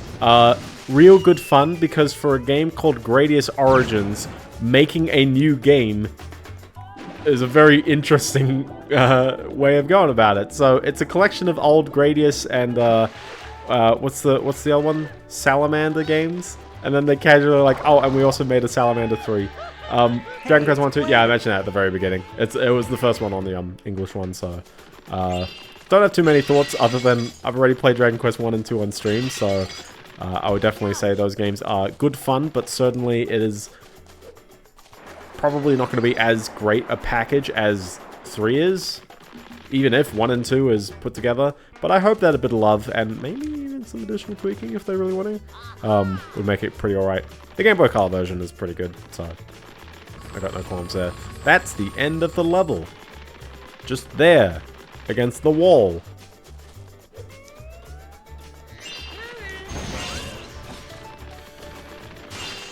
This level just sort of happens, right? It's like, oh, okay, I'm going around, and other than some of the underwater enemies, it's hard to really get hit by any of them. And there's also this very weird ledge here. For a portal area. Alright, let's find them gems. How many am I missing? Oh, snap. I broke the book. I broke the book for a hot second. There we go. There's another visual gaffe. Come on, game. Come on, game. I'm not even trying. Some of that's accidentally just happening. Okay, I'm missing 19 gems, which we should be able to find with the radar. Yeah, I mentioned that one. Yep. Oh, that one's a remake? Ah, very nice. I'm glad you know more about that than I do, because I was just going to be like, oh, it's a new one. Didn't realize that it's a remake. Also a remake of the Harvest Moon, which is good fun, because I know what happened with the naming of that franchise, but it's quite interesting that they get to remake actual Harvest Moon, but they can't call it Harvest Moon. Where's he? Oh, there he is. That's why the gem radar is needed. Where are you facing? Is there one on the other side? There is. Oh my gosh. I think it's weird that Spyro can't, you know, breathe underwater. Like, even not fire. Bokujo Monogatari. Do I know? Oh, yes. Yes. Yes. Next one on the English one. Farming Story. That makes sense. Yeah. Next one on the English one is Rift of the Necro Dancer. This is already out. I think it's a Switch release, more or so, but I would really like to play this one because I like my highway rhythm games, and this is it at times. No, I didn't skip the golden one. I like the puzzles and the art style of that one. Yeah. Goldman, do you know what you're doing? Yes. No, it's all good. It's all good. I don't have too much to say about Rift of the Necro Dancer other than I need to play it. That's the one. Tamagotchi Plaza. That is... I've played a Tamagotchi game on the DS, and it is very, very, very low budget, we'll just say. It's like there's only so much effort they cared. The theming's fun, but at the end of that... Where are you pointing, Sparks? Like there? Like right there? What's going on there? I like the... Yeah. Oh, the golden one's got a fun... Yeah. It is... That is neat, though. Where are you facing? In here? In there?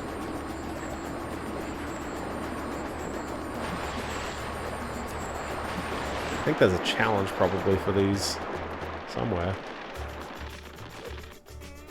Jeez, 2017, that's ages away.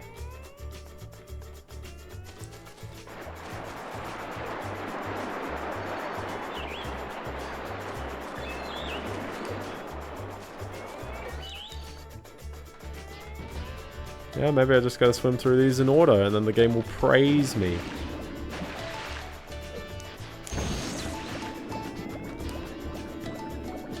Or just charge into them and they start glowing, or is that just because I'm right next to them? I've completely forgotten. On the 3DS. Oh, never mind, it was that. Just this random gem popping out. Okay, well, I feel more accomplished in my life. Let's have a portal time, shall we? I think it looks neat, although, sort of like the Disney Villains Curse Cafe, I don't think I have too many thoughts on it, because I might be a bit too old for games like that. Although, I don't know. No, sorry, not too old. That seems a bit dismissive, but rather like too casual, too Hey, Spyro, I was out here checking out my baby. Like, I'd probably just breeze through and not think about it, you know what I mean? Like, games like that should exist. There will be people who want that, and I don't think I want every game to be a dodge roll, freaking crazy action kind of game. Capture the baby manta rays? I want capture the baby manta rays. Oh yeah, I do want more platformers though. So every time I see platform, oh my gosh, by the way.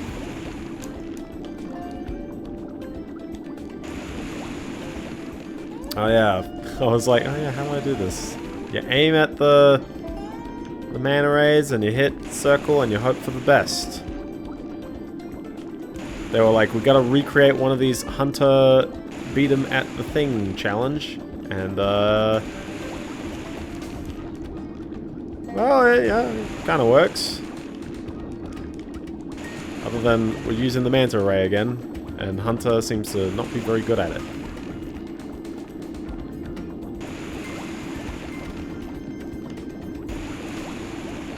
And it also ends immediately when you get 10. Cowabunga, dude! You got all Hunter of them says in cowabunga. time, This game's and they're worth it though. safe and sound. Oh, exactly. Like, new 3D Mario games, I think, are very, very... Excuse me? New 3D Mario games are great. And that's not to say the old ones are bad, but like... Yeah, exactly. It's a franchise. It's a genre of game. Until you come back. They seem to like the way I sing. Exactly. And I'm so sad that there's not as many platformers. Ubisoft, you are sitting on one of the goats. What are you doing? And exactly, like especially as well, Rayman... I'll mention Rayman Origins and Rayman Legends. They had a great engine to pump out so many of these games. Why are they not pumping them out? Seriously, it's crazy. So, you know what's a game that does get pumped out, though? Pokemon Legends ZA. It's interesting that they're doing a Pokemon game trailer in not the... Oh, I love the cameras and the whooshy effect. Interesting they're showing off a Pokemon... Oh yeah, From Dust just chilling there. Literal, just one-off game. Releases at a decently low budget. I don't think you did talk about From Dust. Are they... Oh, they're not... They're not ruining it, are they? Please don't ruin From Dust for me.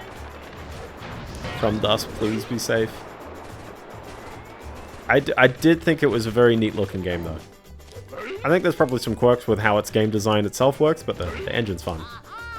There's so many great games from 2013 onwards that just still look amazing today.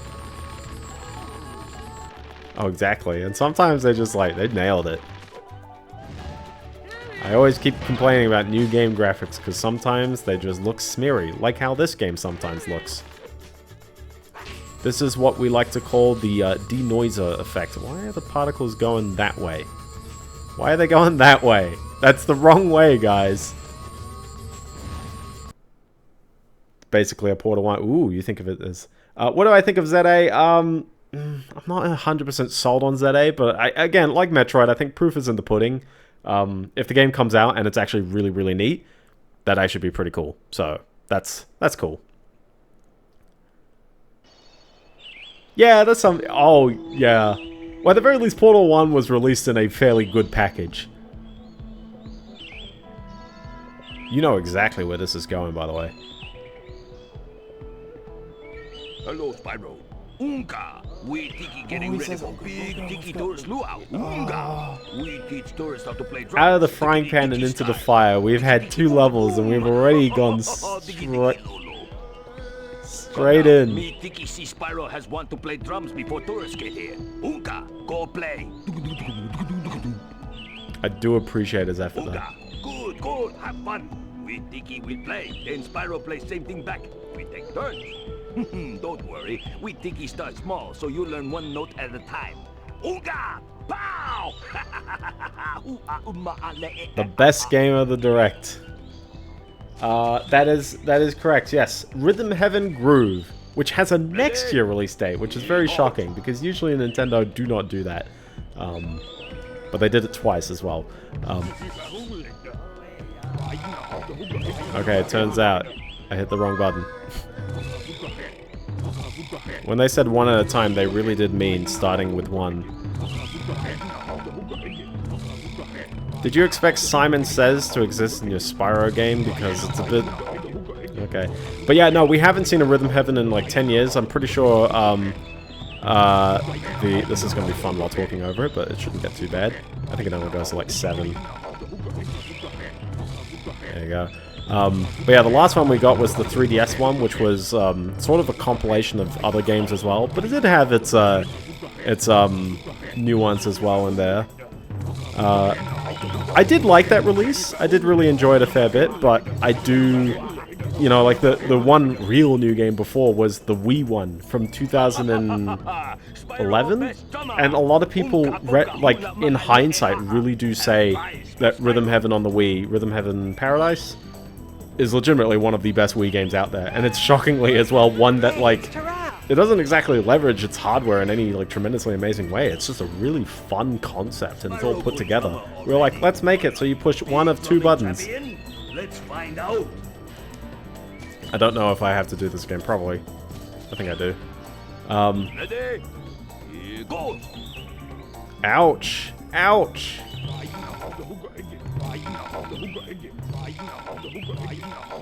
Rip the vocal cords.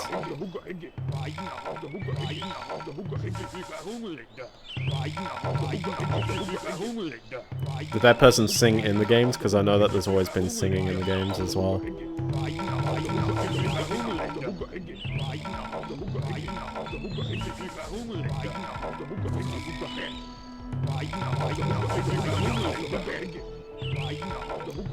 Rip the guy on the X button.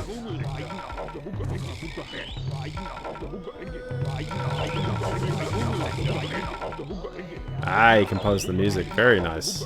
Well, I hope he's getting back into it.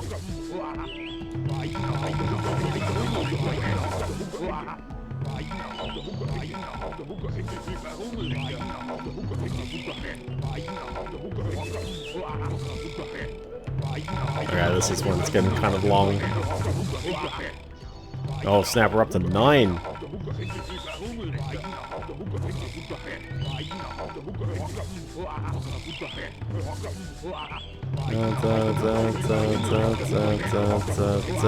We're good? We're good. Okay, we're good. We're good. Well, you don't necessarily need it to compose, but sometimes if it really helps you, and I sing when I compose. Yeah, no, it's sometimes a killer. Because it's like you can't hum. You can't just like hear something and be like, oh, you can't go for that.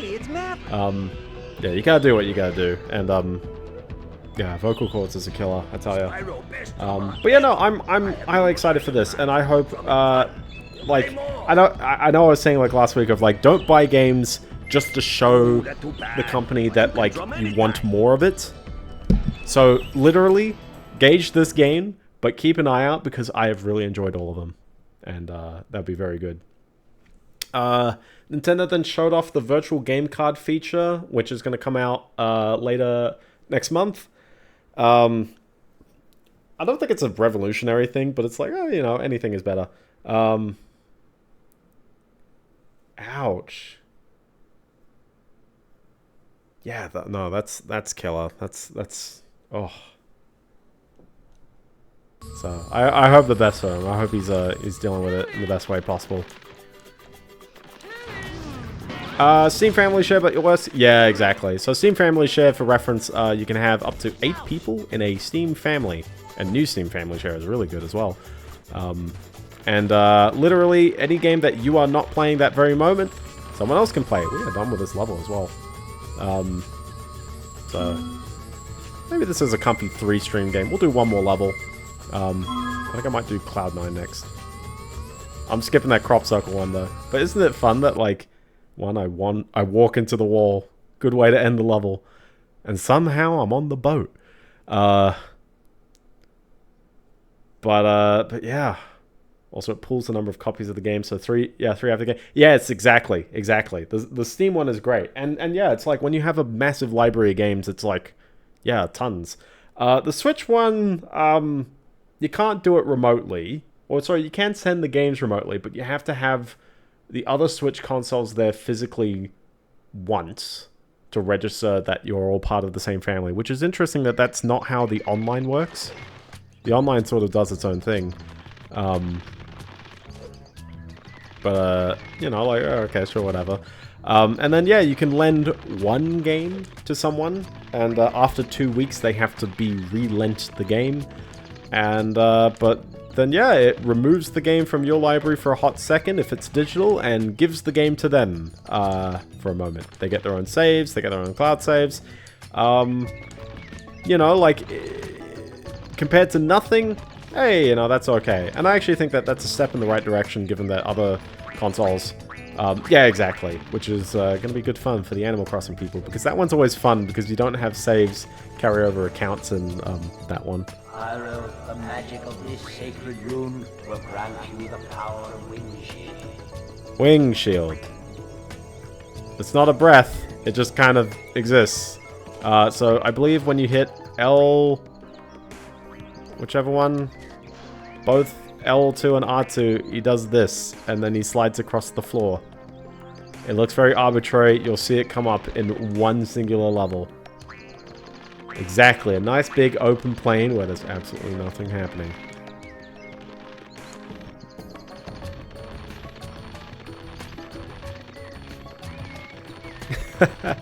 Oh, this game. But yeah, no, I think the feature's okay. We'll see it in practice. Hopefully, maybe Nintendo can iterate and improve upon it, and also, hopefully, it's probably on the Switch too. Most likely is. Kind of interesting they are introducing on the Switch one as well. This game was not amazing. I had this game gifted to me by, like, a friend, and I never invited him to any birthday parties afterwards. It's a bit harsh, I know. Sizzle reeled. Hello, Spyro. You need to collect more of those them there bugs, and I should have this honeycomb raft working like a charm. Oh yeah, I forgot. This isn't... Yeah, this isn't the next level. Sorry, they just keep making you backtrack over and over again. Because this is honeycomb freaking... This is the 6th level, just casually here. Monkey Monastery is all the way back up the top. It's just... Oh, it's all over the place. Well, sorry, do I have enough for... I do have just enough for Cloud9, so we might as well just do that one, because the final breath ability is in Cloud9, so we can get all the breath abilities in the first stream. Yeah, we'll probably do... yeah, one more level this stream, and then 3 the next stream, and 2 the stream afterwards. Oh!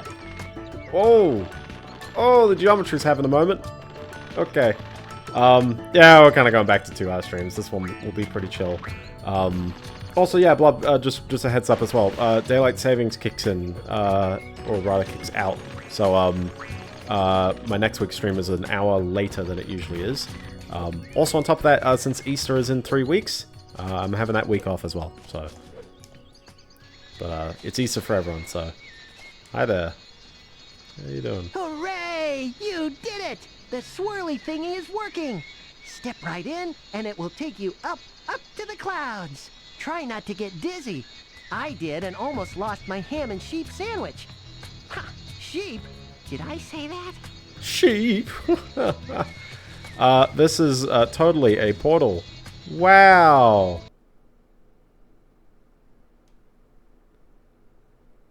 Well, at least we got the custom loading screen, so... Anyways, we gotta push through the rest of these games. They did the sizzle reel time. Yes, High on Life, which everyone knows that game. Star Overdrive, The Wandering Village, King of Meat, Lose Lagoon, Fantasy Life I. Other than Fantasy Life, I really don't know anything about the other ones, and I can't even remember off the top of my head, I'm sorry, but they did upload full trailers afterwards, so there's that. Lose Lagoon... I have no opinions, because I really can't remember anything, I'm sorry. I'm really sorry to the people who made those games as well. I should really write notes for these sometimes. I wrote notes in the past. Maybe I should some more later. We'll see. Hi there, Mr. Man. Hey, Spyro! The Riptocs have invaded our palace and sabotaged the machines powering our hourglass.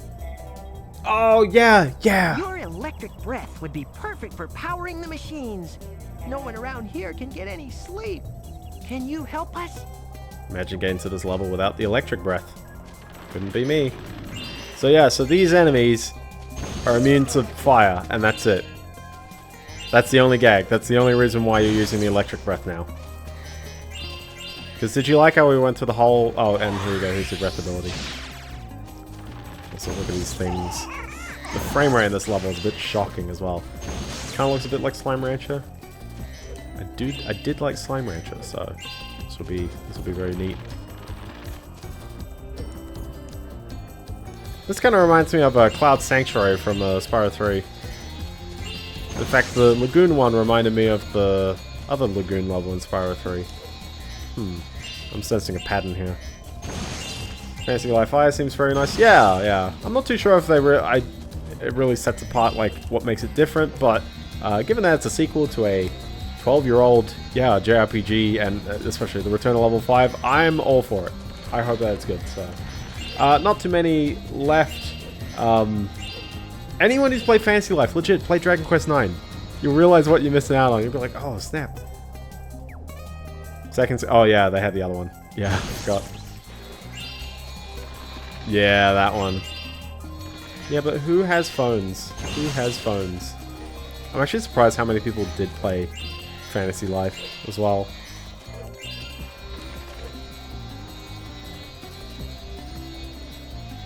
Look at what's happening here. Just hit it with the electricity and then suddenly... Oh, hold on. There you go. I'm firing my laser. Brrr. You can level all those different skills. Oh, exactly. It's fun. It's a neat concept, and I think turning maybe a traditionally MMO sort of structure into something that kind of works in a single-player JRPG is... Hey, I like it. Yeah, exactly. That game's good fun. Maybe I should give it another replay soon.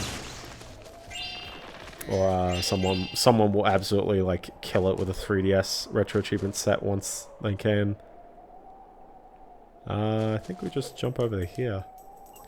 Listen, they made big areas, and for a gliding level, it makes a lot more sense. But certainly, there's no like, it doesn't feel like it's as rhythmic as a typical Spyro level. I know that's a bit of a nitpick. It's like, oh, it's not really Spyro, but like, they're trying to go for imitation. A lot of these are like, well, what feels like Spyro? What is like Spyro? And I mean, it very much is like Spyro. Also, hi, there's a platform right there, which leads to where? Oh, yeah, I forgot I've always got to get to that platform. Okay. This level certainly takes a bit of time, because gliding around and trying to figure out where you need to get to is always a bit of a doozy. Like, this platform is like... You can barely tell it exists until sort of you wandered way past it. I want to say as well, there's a gem on those tiny columns, but engage it for later. Well, I killed like one enemy, so maybe it's actually a bit better to do this right now. It's right at the beginning of the level, so... Anyway, the other ones. Saga Frontier 2, remastered. They have remastered the first one. This is another one. I'm a little bit mixed on the sprite work for the characters, but then like drawn art style for the backdrops. It looks a little interesting for it being a remaster, but that's probably what the original game was doing, so that's all good. Oh, it's... Well, in this game in particular, it's terrible. The little 2D HD of them. Yeah, exactly. I do like that. So, this game has a very, very terrible one. And he's spoiling exactly how to beat this level again. But yeah, no, other Spyro games, it feels so much more like, oh, you know, you'll pick up everything, you just run past it. But yeah, this game, oh, it's always a struggle. Fortunately, I do have a gem radar, so you'll you just click the sticks in, and then Sparks will point the way you need to go. I do like these guys. I will give them brownie points every time this game gets brownie points. These freaking dinosaurs riding on beds with jets is hilarious. We gotta do a U-turn right about here.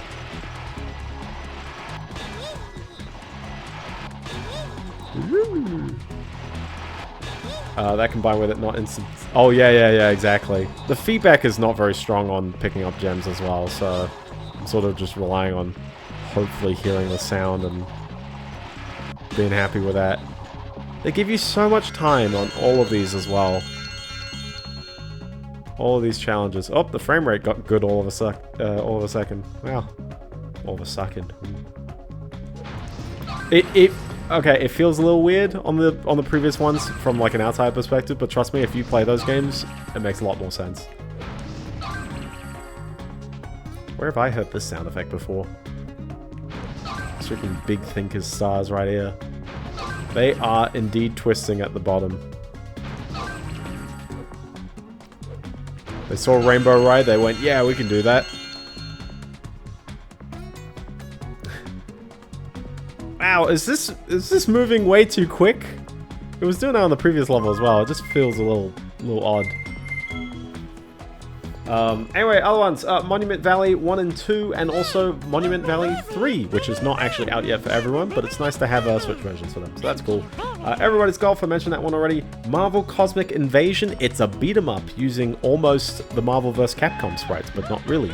This is by the same people who did the Teenage Mutant Ninja Turtles beat-em-up game. That was actually very well received, so I really like that's happening. So that'll be good fun. Tribute games, exactly, yes. Last game is Tomodachi Life. They're making a sequel to Tomodachi Life, and I think there's a Wizorb. Oh heck yeah, Wizorb. Oh yeah. No, that's Battletoads. Tomodachi Life is back. Yes. I'm not sure what's like tremendously brand new about it, but yeah, because there's a Japan only one that happened as well. But I think it's a good because they had a DS game, didn't they? And that never got released in the West.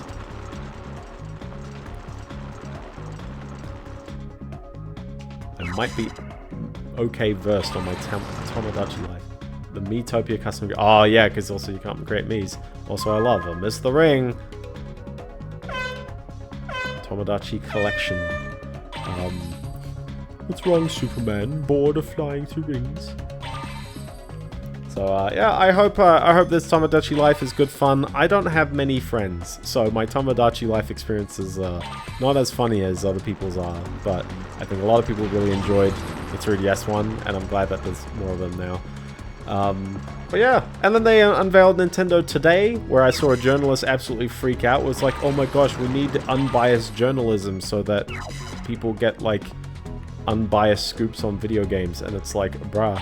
Also, yeah, I don't know why exactly they're creating their own app to share news and stuff, but Probably cuts through the craft of social media platforms these days. Avoids people seeing AI generated clips of Mario doing things that they probably don't intend. I can barely see that ring, by the way. You can see as well, they even do the Superman 64 thing where there's only 3 rings. Well, Superman 64 has more rings visible, but like the rings change color. You're only allowed to go 3 rings in front, and they have weird stuff going on. You can see there's only 3 rings visible. Cool it with the particle effects, guys. It's a bit too intense. It was literally like a line on the previous one. Apparently today has little animations. That is neat. Nintendo always has a way with going about things. Like, legit, people, The Legend of Zelda. The movie. Oh yeah, the movie. It's coming out the same day as something else, isn't it? Right?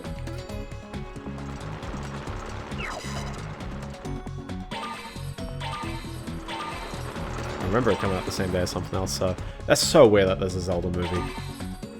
I didn't watch the Mario movie, but I'm just like, ugh. Just watch the IGN, was it 2009, the April Fool's gag? March 18, 2027. I heard alright things, but other than Chris Pratt being so cool. Oh, that doesn't home. And I might have botched this because I missed one of the boosts. No, we might have this. It might be good because there's 2 boosts. Although he goes for the boost as well, so it's actually a bit moot. Oh, we fixed it. We fixed it. It's all good. Live action too. Also was the IGN one. 2 minutes 40 schmeckens. There you go. So big direct, lots of stuff going on. And I'm gonna have to talk about Nintendo next week because we're gonna know more about the Switch too, including maybe a release date and a price. But I hope all of these games run very nice on the Switch too, as well as also, they're all Switch 1 games, so that's actually pretty neat that Nintendo's got a few come along. Yeah, were there any other weird ones in the Japanese one, or any other ones that? Yeah, there you go.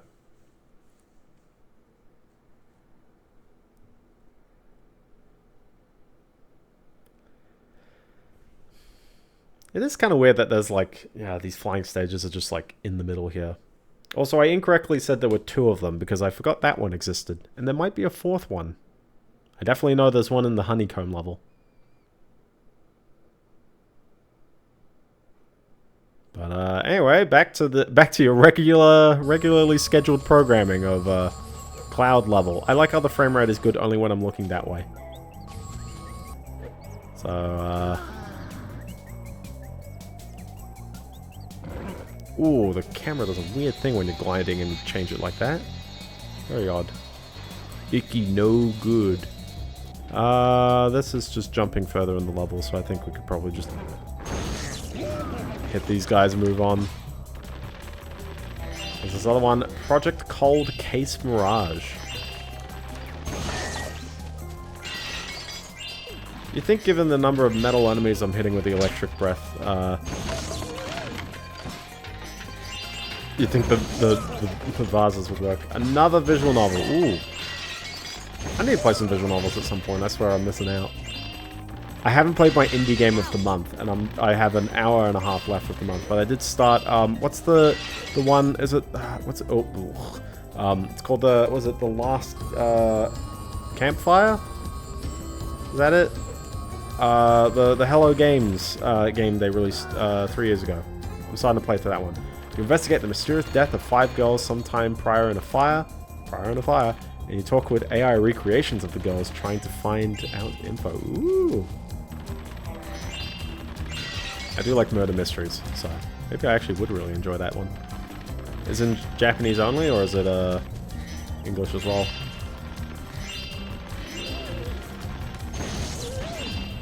It's already out! Oh my gosh, I'm missing out.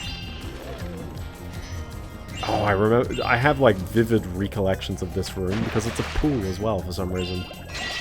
It's so hard to even like tell it's a pool. Do you like how the back faces of this are painted? Like, the camera was clipping out for a hot second. Ah, rip. One day. Soon. Soon. I always find it's weird that, like, some games get region locked on Steam, given that, like, well, we've got one called, there's one my mates are playing. I forgot the name of it. Starts with S, has it's an I in the name, like at the end. It could be a 1, but it's like a Roman numeral I.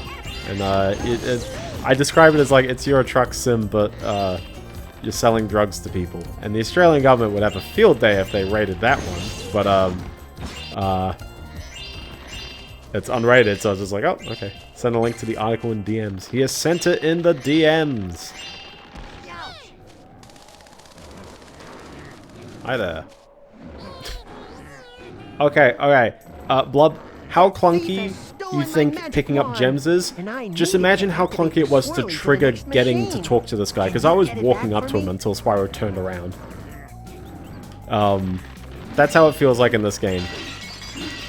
And also, they don't even care when you're breaking jars. They're just like, just give you the gem right away. But like, you saw Spark sort of reaches out a fair bit away, so hopefully it's not too bad. But yeah, it's never been that bad before. They just were like, what are the essentials that we needed to like get right? And sort of picking up gems was one of them. 3 sizzle reels. Oh my gosh, too many sizzle reels. We can't handle the sizzle reels. We put jars behind the entrance to this area. I do like these clouds surrounding the area, even if you can almost peer out of there and see the round skybox behind there, but sure, okay. Yeah, it just increases the counter. The number is a pretty clear sign, even if it's only there for like a few frames. Look at this guy! Reusing a sound effect as well. They gave him legs! He looks so cursed. And he barely runs that fast.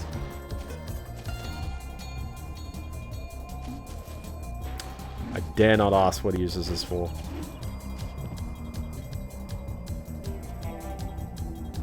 We don't even need dialogue, it just disappears from your inventory. Thanks, Spyro! Now I can power up the swirly! The swirly. This one? This isn't a bonus level, is it? No, it's just literally up here. Man, you could have brought a ladder. I saw a good meme, it was like someone just put a ladder on at a rock climbing wall.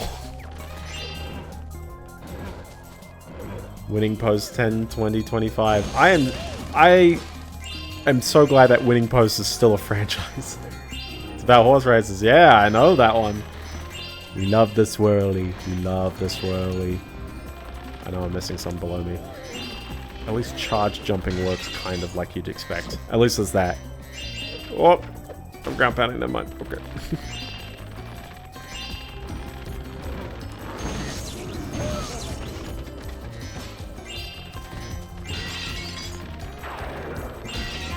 There's random lightning over there. What are you doing?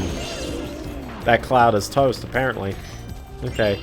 You may have noticed, by the way, I'm not caring about like flaming every single little prop in this game. I believe that that enhanced version. Well, I mean, yeah, like that. I assume they maybe wanted to do skill points, and some producers said that's low priority. Most players don't know the skill points exist, and they left them out. There's another poker game with amigos called All in Abyss. First they were made there, now they're all in.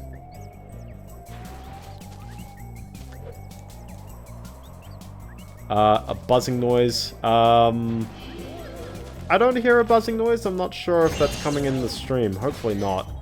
Because if it's my mic, then that wouldn't be fun. And if it's the game, then that's not fun for everyone. But it also is different people. I know this game constantly has like a flat bit of noise, but it should be so quiet. So it's like... Oh! I think that's the enemies going... Woo! I think that's the enemies just literally like announcing their presence to the world. We're going to Oz. Actually, it was yellow, not rainbow. It looks so weird. It's so JPEG, this texture. Like, oh my gosh. It's not a bug, I'm just criticizing the art assets. Also, hi, that's kind of annoying. It could be, actually. Rusty Rabbit is made by Nitro Plus. Good old Nitro Plus. Oh my gosh, this is actually kind of annoying. I'm getting freaking... I played oh, I'm just going for it. I'm going for it. Good thing that cloud is pretty solid. A 2.5D Metroidvania. While Stamp's only weapon is a draw, first he discovers new ones. Very nice. Now Chimney. Isn't that a Pokemon area?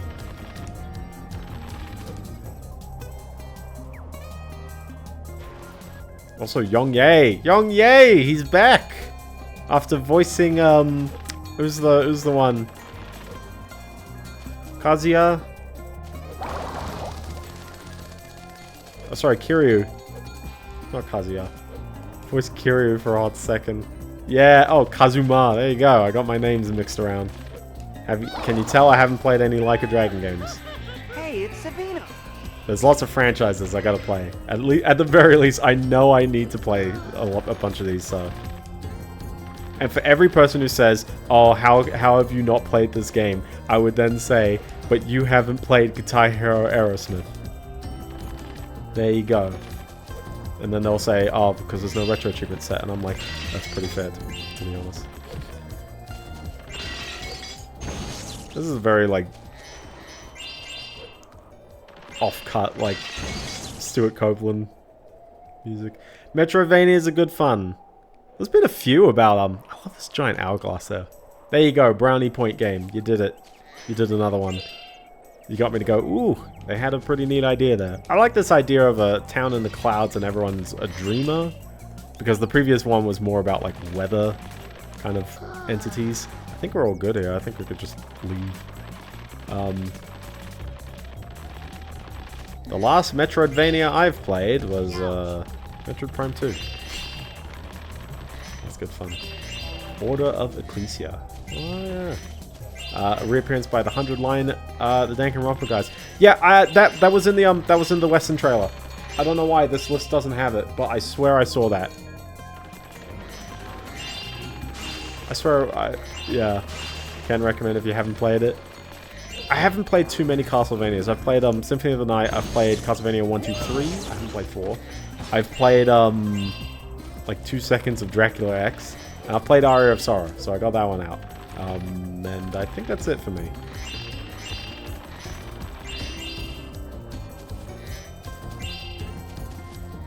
Portrait of Ruin.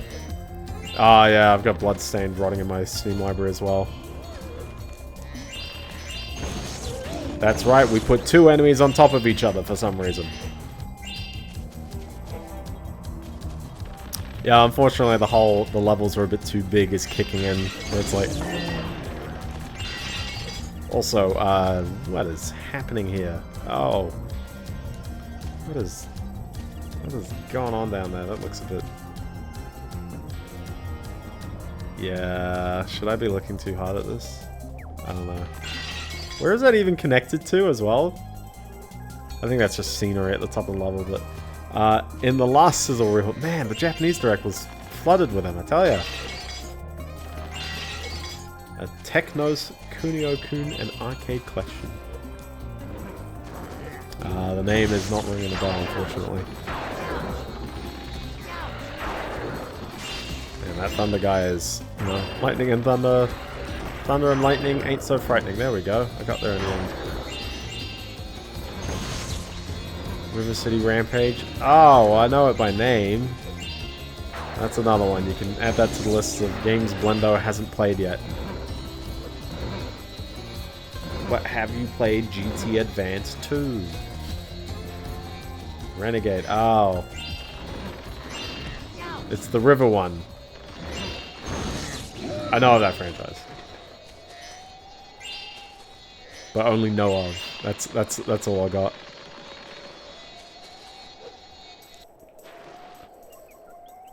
Look at that Dragonfly just chilling there. Retro City Rampage. The remake of Tokimeki Memorial. Which one's Tokimeki Memorial? That's the...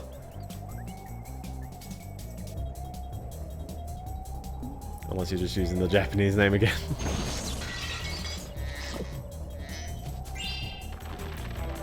You're throwing me off with you. Oh, Seminole Dating Sim. Oh! I have this. This is on my backlogged. I think. One of them is. Maybe.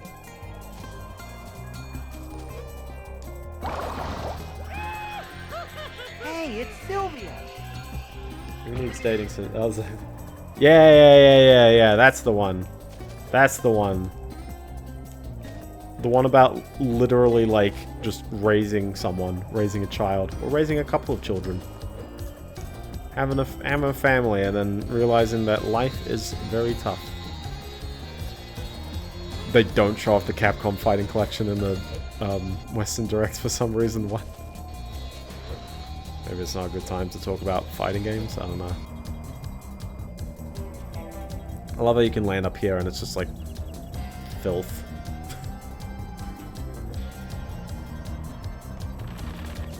Look how far back the checkpoint was! They don't even respawn the enemies. Which happened in the previous games.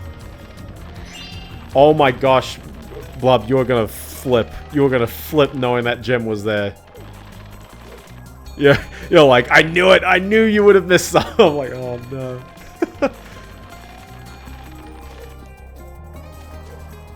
Gundam Seed Battle Destiny Remastered. We need all the Vita games to get off that platform.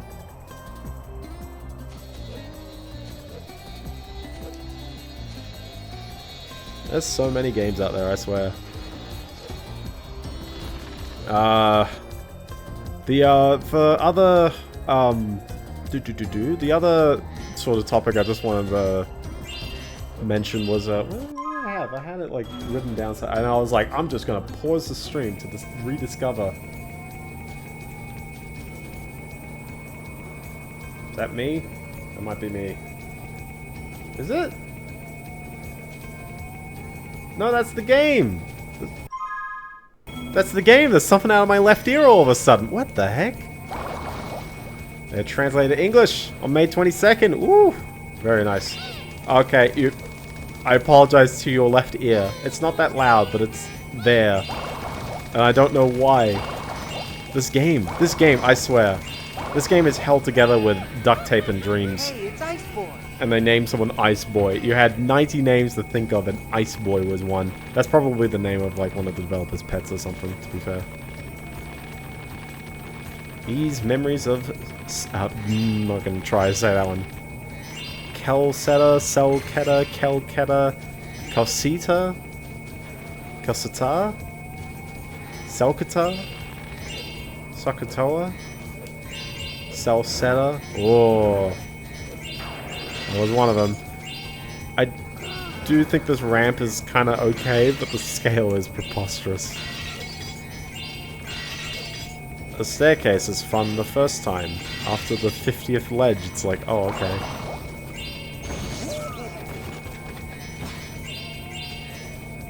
Hi there, how you doing? Actually, I realized these bears are just taken from the that one Crystal Mines level in Spyro 3, aren't they? Can you use your super flame breath to get rid of them? Use the portal to power up your flame breath and get it to work. And get it to work. Or was that a get to work? Un, two, trois. They set these up as if these are like special scenarios, but really it's just like, it's just enemies chilling there. That's literally it. Then Onimusha 2. Onimusha 2 was in the PlayStation 1. So that's actually kind of neat that that's getting a Switch version. Whoa!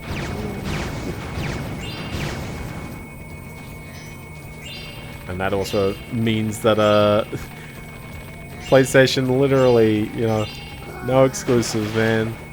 You got opportunities to make exclusives, and you're like, I swear I did miss that gem, so Blob, you're... Or did I? I think it fell through the floor. Yeah, it fell through the floor, because when it falls too far out of scope, it actually comes back to you, like that. Very nice. Paradox announces Stellaris DLCs. Ooh! Very nice. I'm very glad that Stellaris is continuing to get so much more stuff, because out of all the you know, the Paradox games that continually get all of its ever-growing up updates, I'm glad Stellaris is keeping its identity and not just being, I don't know, Crusade. Oh my gosh, what is happening there? That's hideous. That's hideous. That's a shader effect, not knowing what to do at the top of the frame. My left ear is enjoying this. And that's it for all the directs. For the next couple of years, that is more hope than I have for AMD continuing to release AM5 CPUs. Oh, exactly, as well. And you know, and that fell off the level as well. Hold on, wait for it. Wait for it. Wait for it. Maybe I did just pick that up and I'm just tweaking right now. Okay. Actual bioships are coming. Ooh, very nice. Very nice. I played Crusader Kings 2 a bit, so that's my Paradox experience. And City Skylines. I actually really did like City Skylines.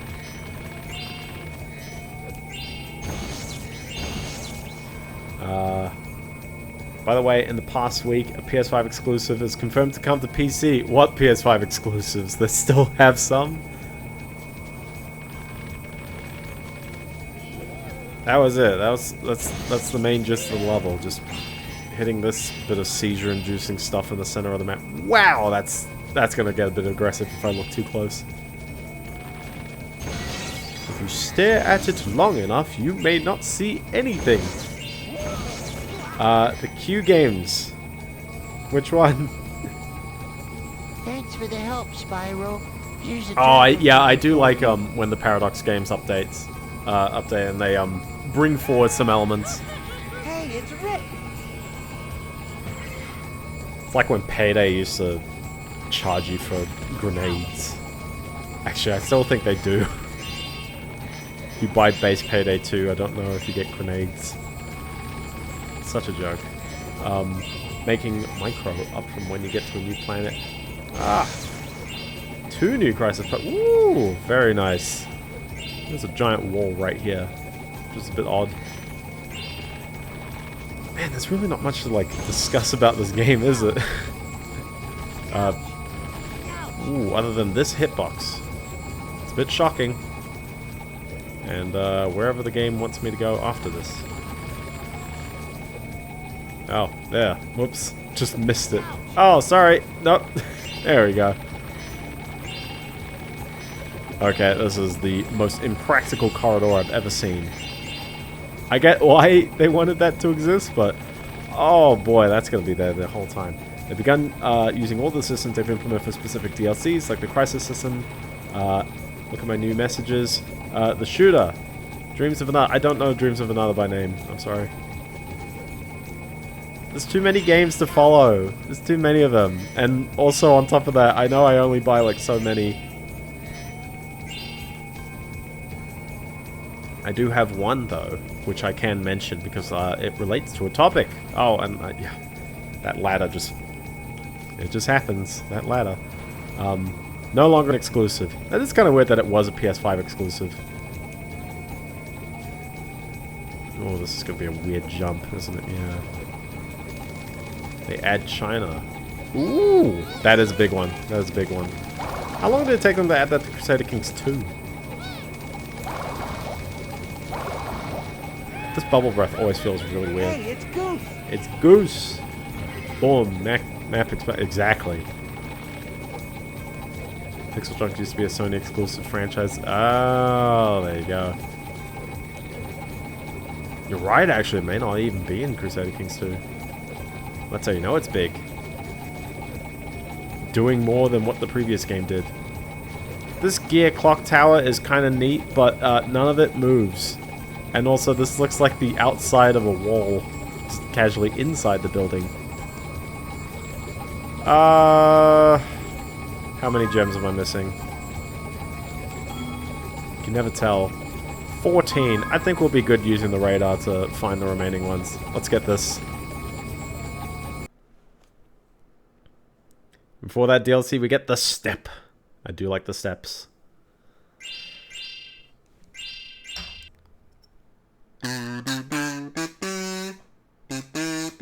That's not the melody at all.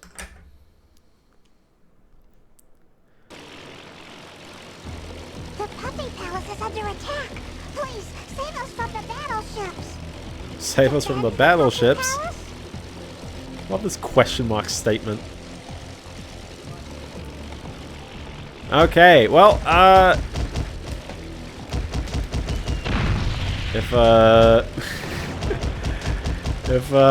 do I put it?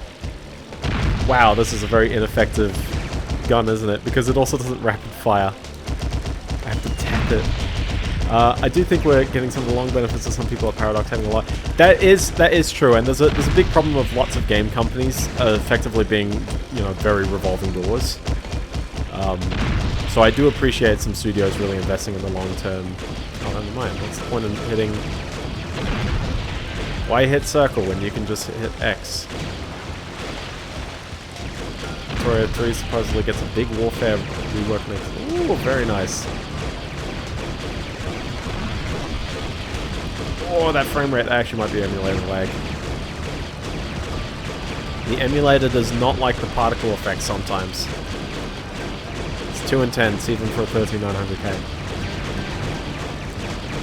Isn't it a shame Intel is still chillin', and 285K, because it's on TSMC, it's just chilling there with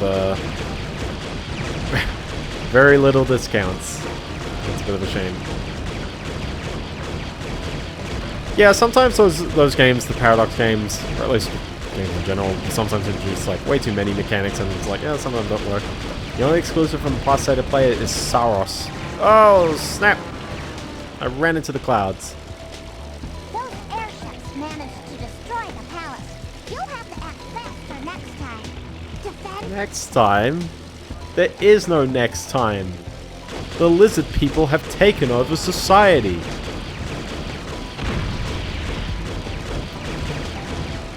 Ooh, I do like Europe Universalis.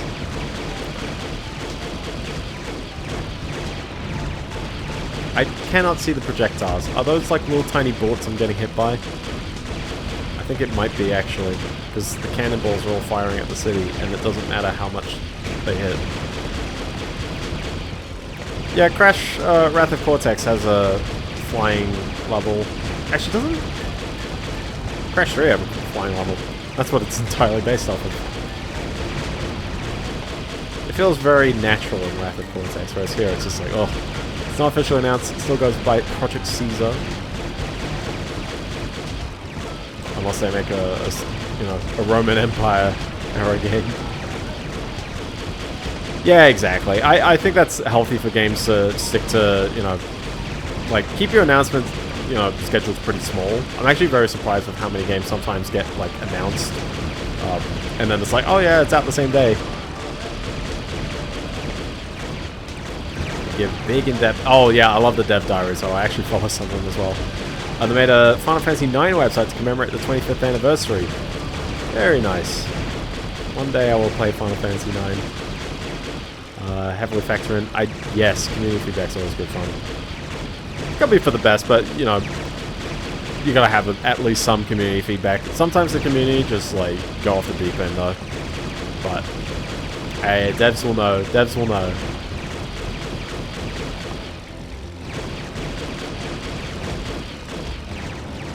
There you go. Easy. First time. Big news. Puffy Palace is safe once again. This Dragonfly was taking shelter inside the palace. Here, you can have it. You can have it. Legend of Heroes trails beyond the horizon. Hey, it's Tweedle. Fall is coming up. And by fall coming up, I mean, for me it's coming up. For you, it's at the end of the year. And for this game, it probably is the end of the year. Defend the Puffy Palace? Okay. No, we're good. Come back later if you could help us out. I would proceed to ignore this plain minigame for the rest of my life. Every time I play this game, I actually forget that like stuff exists in it. I've probably played it like, this will probably be my my fourth playthrough, and I'm just like, man. Here's the question though: how many Trails games are gonna get localizations? Because there's a bunch of the Japan only. Oh, is this it? This is it. Oh, okay. They heavily collect data. I don't mind like anonymous game metrics, because honestly, like games are kind of complex beast.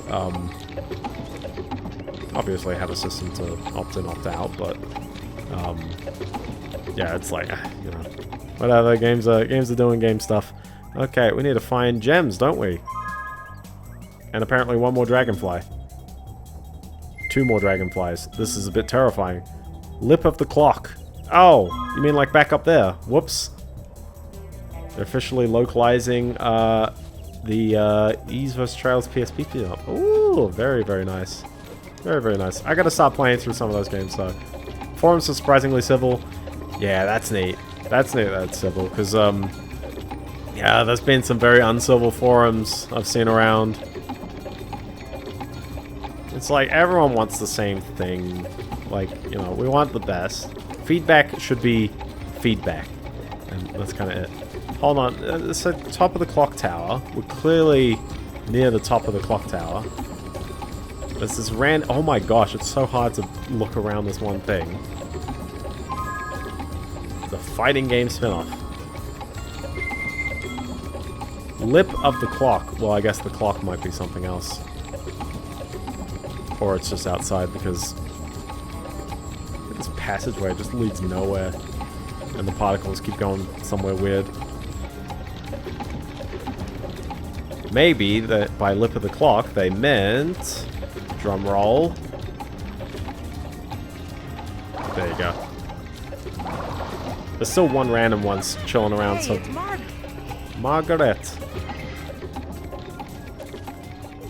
Sometimes the fans do a really good job with the translation, so I actually kind of like that effort of re-putting it back in. Giving back to the community. I do like this long flight back.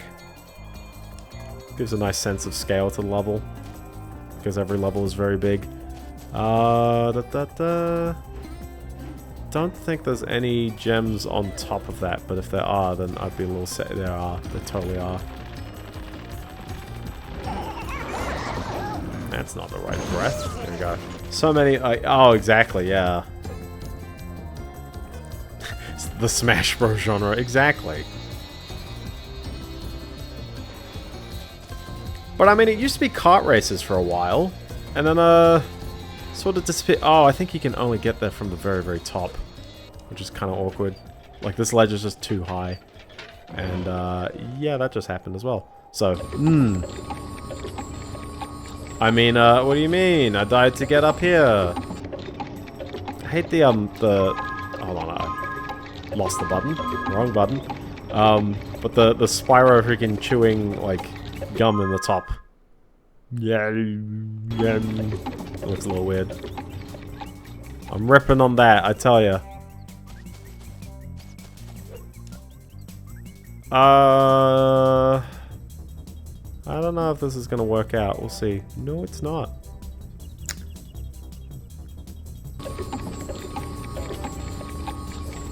This is 100% the intended thing they wanted players to do. I swear. I'm not making it up. This is actually it. Oh, I didn't even hit any buttons. I think I just rubbed up against the wall a bit too much and it was like, okay, you're going down.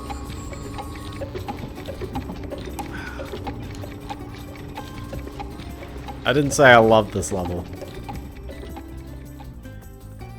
For years, we've been behind the latest game for trailers. We now have a trail to more games. Oh, this might actually be all the gems I was missing. Give us the ding. There it is. So now, where's that dragonfly that's just chilling? This would be the third one in the list. This is literally the last thing I have to do, so... The one thing I wanted to bring up was Xenoblade X. Xenoblade X came out 11 days ago? I've ordered it. It came in eventually. Amazon was doing a terrible job delivering it. It just kept arriving at my place way late at night and then forgot that I have a door or a mailbox. I've seen... Sometimes I've had businesses just like put things in my mailbox. But yeah, no, people are enjoying it. Somewhat more than the original, which I actually find quite interesting. Sorry, the original release, not the original Xenoblade. But I think that's good, you know, whatever. Like, people are enjoying it. I'm not going to steal people's fun. What I am going to steal is a couple of people who are using Xenoblade X as a means to gain some... the original was... Yeah, exactly. People, you know, yeah. Who played the Wii U version? Yeah. But yeah, no, the original... Oh yeah. Oh yeah, definitely. I like how he just counts as an enemy, and also he's very dead now. Where would that Dragonfly be? Because, and it's all question marks as well. Well, I mean, even then, like, there are JRPGs with Western quality of life. I think a lot of people really enjoyed, was it the Secret of Mana and Chrono Trigger at the time? They feel very, very, like, you know, no frills. They're not just like, oh, Western JRPG, like, menu spam. Like, no, they feel very, very solid for what they are. I got on release. Oh, yeah. Very nice, very nice. I don't mind the game, but I do think that some of its structure and certainly its sort of lack of a sizable main story. And one of the side characters is voiced by McCree, and I just continually keep thinking McCree. Oh, sorry, Matthew Mercer. Oh, sorry, Cassidy. Ah, kind of annoying. But the original Xenoblade. Ah, okay. In that case, then yes. It is a long game, but if you're in it for the long haul, it's a well worth playthrough. It gets pretty neat near the end. Where would you imagine they would hide one last Dragonfly? Totally not on one of those pedestals that I said, oh, you can just glide to the pedestal, right? That was such a meme, that like Project Rainfall stuff, because it's just like, what do you mean they're not releasing these games? Like, you've localized it for Europe for some reason, and then you're just like, ah, nah, the US don't get it. That was a bit weird, but... And now it's one of their golden child franchises. They're like, yeah, you know, everyone's loving them. They're pumped out, like, you know, it's a little weird that like Xenoblade X was a spin-off, anyways, and not like a proper sequel. But then, oh my gosh, by the way, did you like how that just turned me? I haven't played 2 and 3, so you can't tell me anything about them. All I know is 2 has a gacha system, which is kind of funny. Oh, it was bugged. Oh. I did get my X save hard-locked in the post-game, which is a bit tragic. Oh, did I not swim in? No, I did swim in here. What am I missing? I'm trying to piece exactly where this Dragonfly is. I'll just look it up if I could be in there. Oh, Last Story and Pandora's Tower. Actually, yeah, I think I actually have the exact same like soft lock for Last Story as well. Which is just like, ugh. Pandora's Tower I never played too much of though. Yes, I did buy all 3 just to flex on the Americans. Yes. One of the bosses for boss quest in the first region, Colony 9. Spawned without me having a quest, I killed it. Never respawned. I hate it when that happens. Last Story is made by Mistwalker, who made Lost Odyssey, and Blue Dragon, my beloved. Thank you, Blue Dragon. Alright, where is this? Where is this boy? Oh, we have broken this again. It's there somewhere. It's there somewhere. One of those lucky enough to experience the Gaia Plains unspoiled. Oh, exactly. Yeah, legit. Anyone who actually knows stuff about these games, just don't tell random people about it.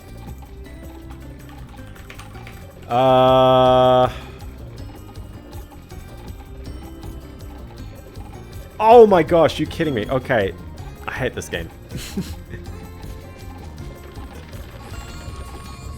How many times am I just gonna say I hate this game? But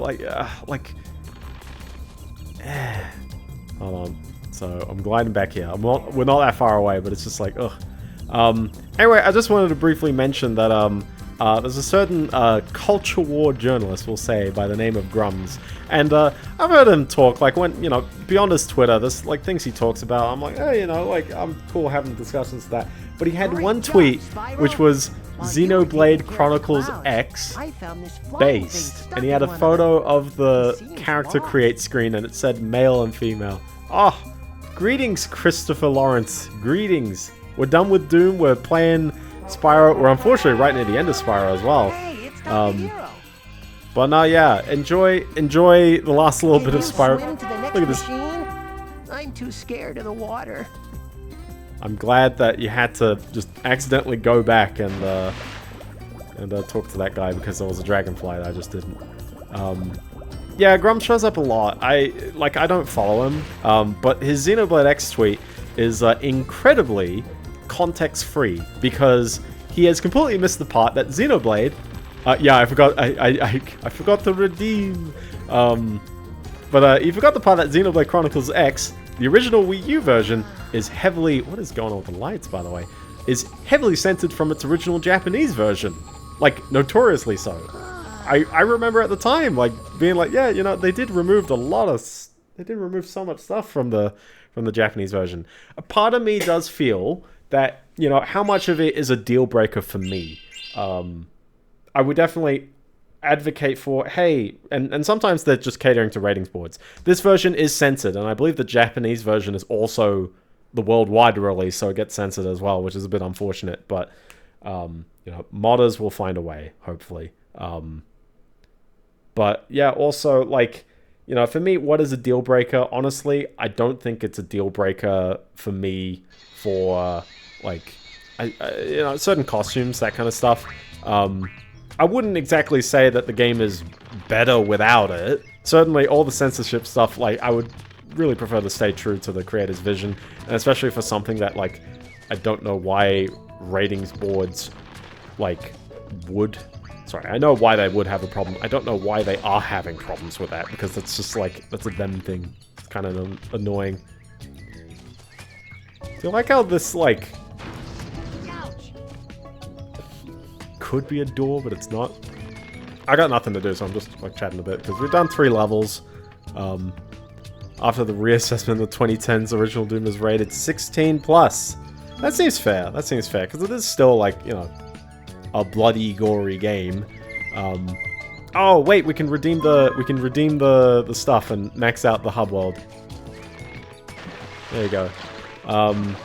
We went from angry families. There are still angry families, but there are also angry young adults, and the angry young adults get to be very vocal all of a sudden because they are now a purchasing block. Stellaris is notoriously funny for being rated 6+. Oh, exactly. There's lots of good ones where sometimes the rating is hilarious. I always think it's hilarious that Final Fantasy VII, not the original release, but the PC re-release in 2010 or 2000, yeah, 2010, managed to get a G rating. Somehow, Final Fantasy VII got a G rating. It's incredible, absolutely incredible. So we got Ice Breath. Alright. So let's pick up some gems. To be fair, it's like animal genitals. It's like how Nintendogs has buttholes. If you're wondering how we're doing, you can hit select. Because you couldn't have done that before, so... but yeah, no, I would like to point and laugh a little bit at Grums. Sometimes he says stuff that's alright. Sometimes he says stuff that's like this. This is the like this. And sometimes I feel like, you know, like a meme on, I guess, typically, how do I put it? I do follow, like, I hate the terminology of left and right, because it's like, it's all over the place. It really just, sometimes it's really just topic driven. Yeah, but when people take, like, sides, it's like, oh, my side is better than your side. Oh, you're leftoids, that kind of stuff. I'm just like... whatever. I think it's actually, like, here's a politics take. I think it's incredibly silly that, like, despite, like... Oh yeah, you'd think I'd remember that by now. You think I remember that by now? Oh.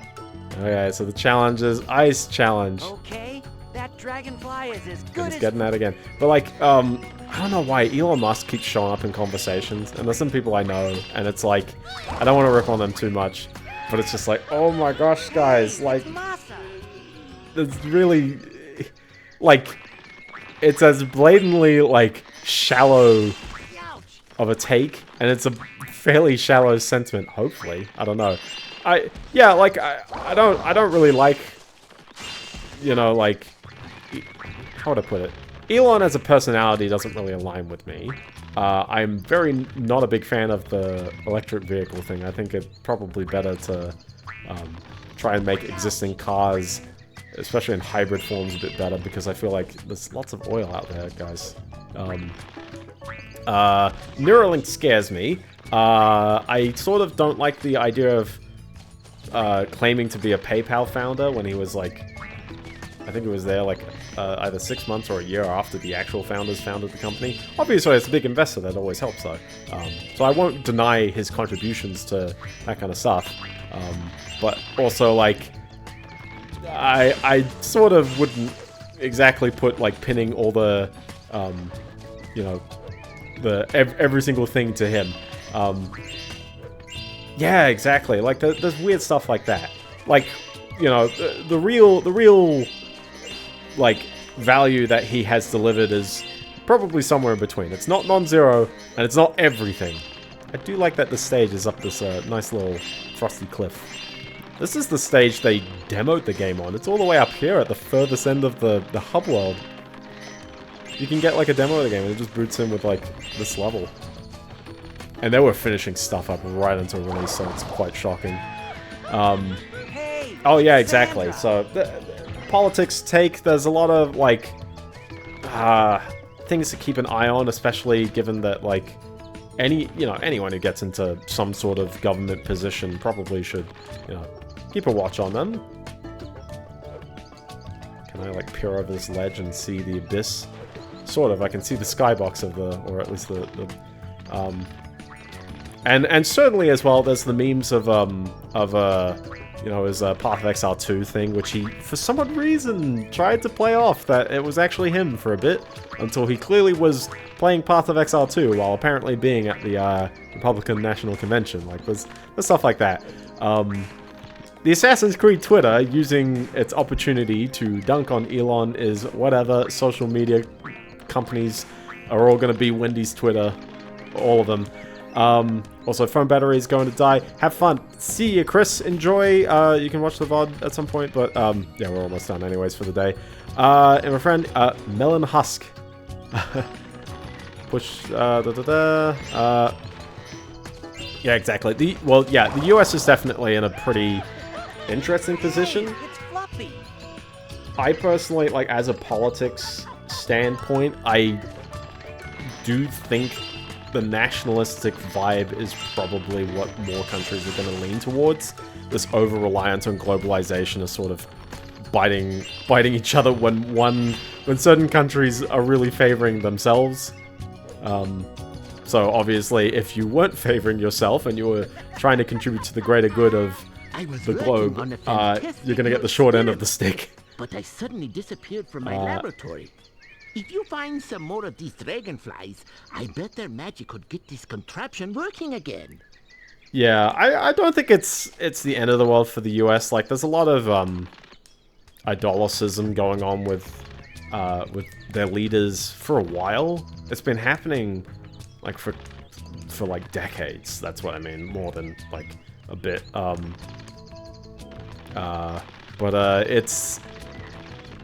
It is a bit of an odd system. And yeah, they are all too old. Like, I'm not saying that, like, I don't think any of them have been, like, how would I put it, dangerously old. I think Joe Biden was kind of old, and certainly showed the ideas that his cabinet drove his presidency maybe a bit more, but also that was also Trump 2016 in my opinion. Like, his cabinet picks were like, yep, we are doing all this. I should have all the dragonflies by now. I'm missing 30 and a dragonfly, so well, exactly, yeah. There's a ton of countries that, like, certainly are You know, like if someone's like, oh, where would you rather be? It's like, well, you know, I'd prefer to take the system that I live in and make it better. And my opinions on US politics is I'm not an American, so all my opinions are outside looking in. Hey, Australia, do the things that they do well, don't do the things they don't do well. So there's that. And that's why I brought up the whole Doge funding Australian universities, because when they were upset that that funding got pulled, I'm like, hold on, why are our universities funded so much by external parties? And I know there's a big kind of thing. It's like freaking, like, the universities are subsidized a lot by the Australian government for Australian citizens. And oh, exactly, yeah. I mean, lots of economics is all based on short-sightedness, because it's like the people who have money are usually old, and the people who are old are gonna die very soon. So they're just like, well, we spend it up. Oh, by the way, the yellow gem is sometimes worth 25, inexplicably. I think they got the yellow and the purple ones the wrong way.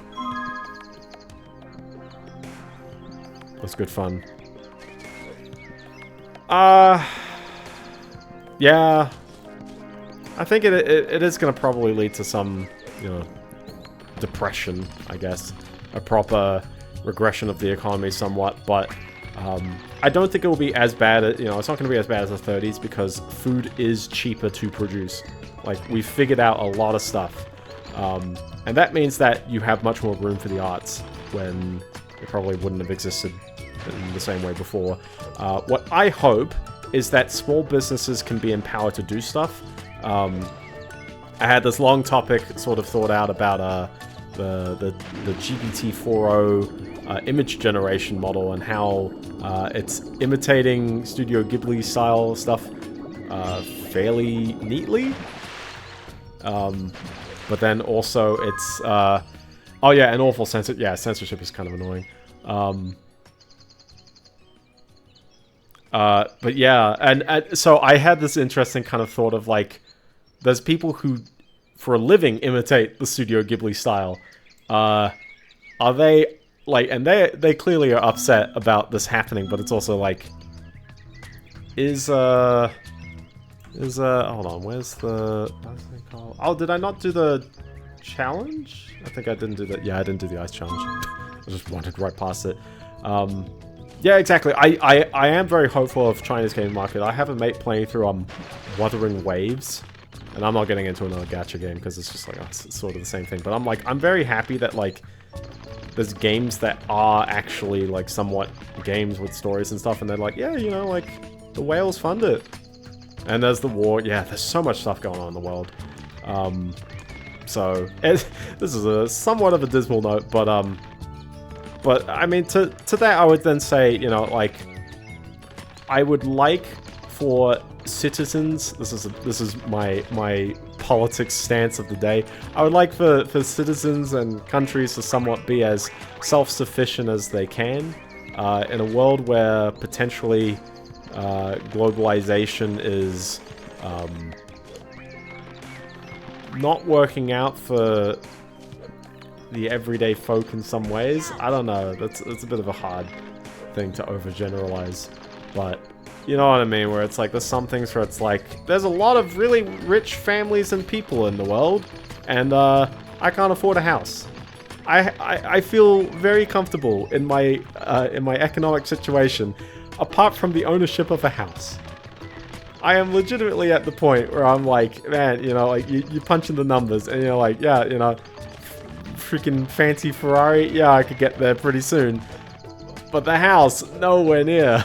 So, that's always, there's balance needed, exactly. And isolationism is not the solution. I think a lot of people, a lot of politics is very reactionary, and certainly things will maybe go from one extreme to the other extreme before people sort of re-understand exactly what they meant. I think it gets there eventually. People will soon, you know exactly how to balance things out, but it's a bit of a struggle on the way there. So 50 years ago, basic needs, food. Oh, yeah, oh, exactly. Like, and it's always a meme Although graphics card prices are insane, but at the end of the day as well, it's like, well, you know, what's a graphics card that you need? And here's a fun thing. Do you know what needs a graphics card? Not me right now, because I'm playing this game entirely in software. Off a processor architecture that you can buy, I think you can buy a 13600K for 280 Australian dollars. You can buy Zen 5 processors for probably, you know, they'll probably perform about the same. Politics is all about, you know, decision making without even needing hypothesis or whatever. And that's not to say that, like, it requires no thought, but that it permits no thought.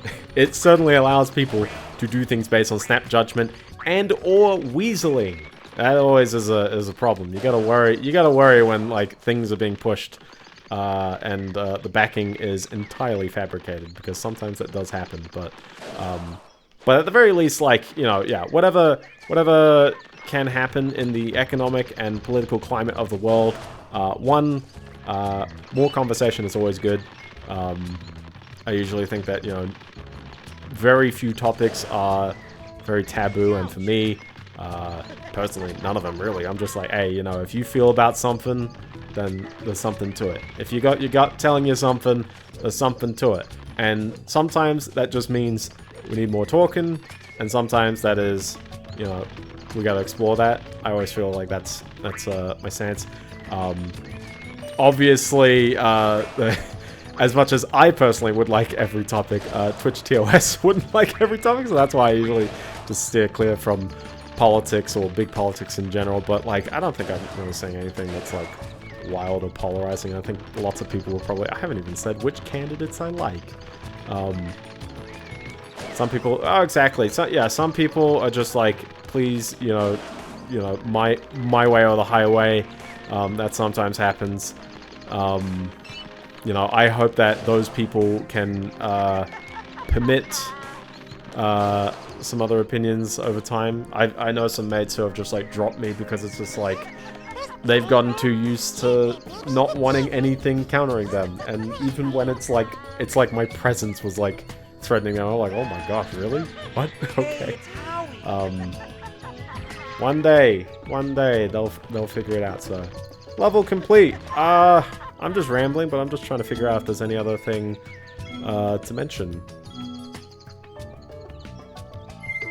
Oh, we can go back to the Dragonfly dojo. We can get that one thing. Why not? Make this the longest stream of the bunch. You know, if I do 3 levels next stream and 2 levels the stream after, it's gonna be a fairly short stream, to be fair, the third one. But hey, you know, there's only so much in the game.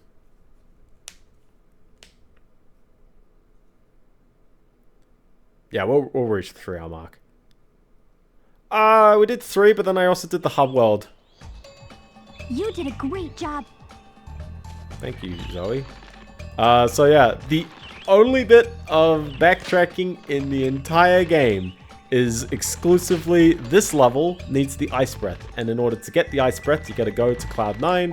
To get to Cloud 9, you need 25 dragonflies. And to get 25 dragonflies, you've certainly gotta get...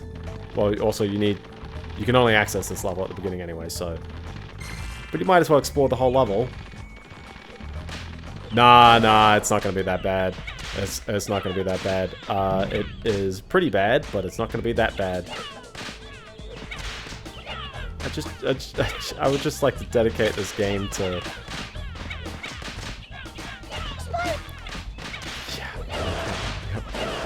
This is a game and a half. Hold on, you don't even... I mean, you need the ice breath, but... Oh, this guy you can't jump on, but this guy you almost could. Also, do you like how instead of thawing out, they just go back? I'm trying to jump off this guy. It's an absolute fight and a half. There we go.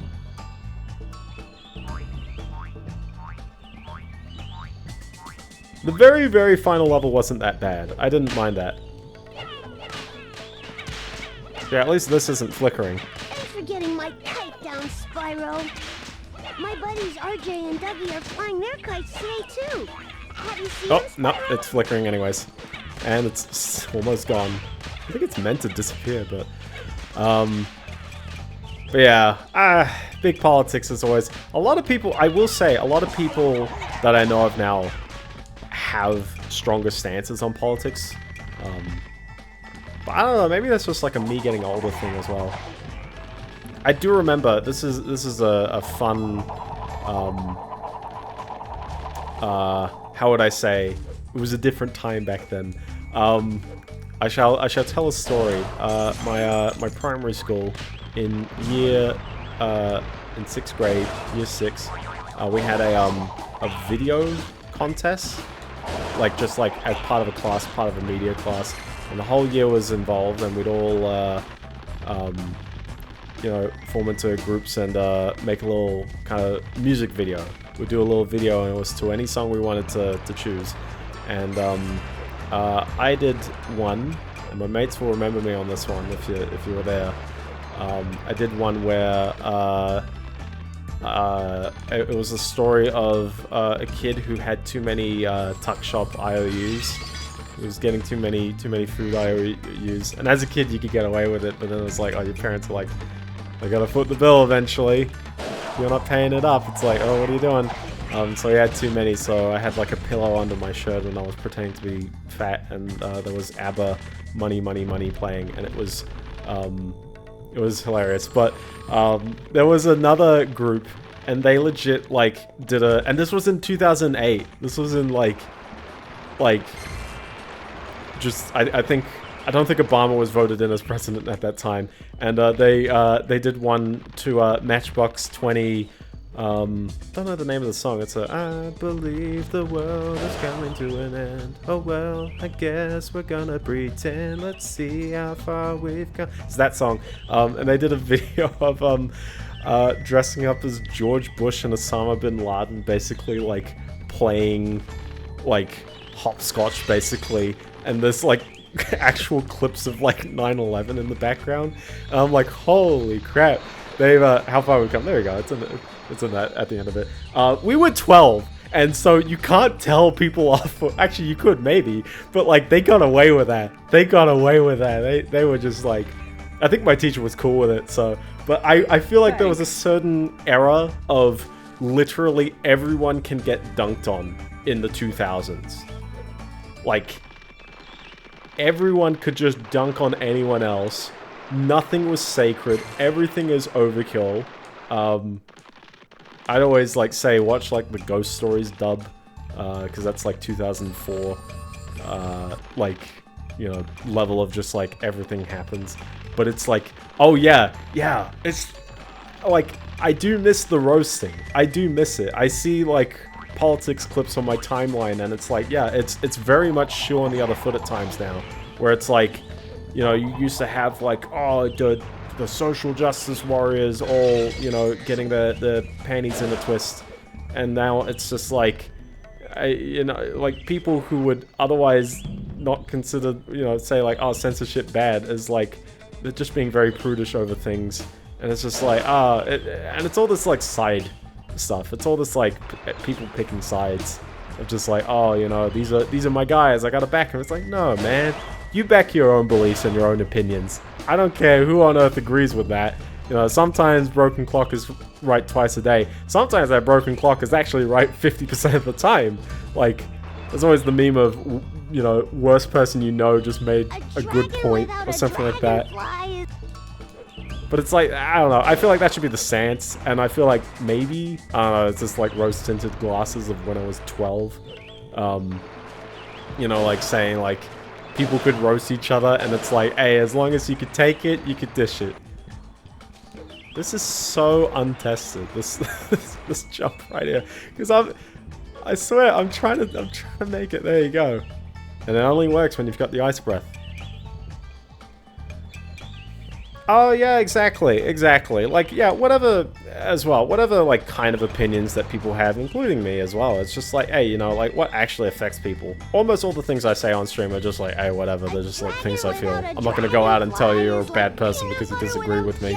And I hope the same back. I hope you don't tell me I'm a bad person for disagreeing. Hi, where's the Dragonfly? Is it because I didn't talk to the other person, or I've already talked to this person?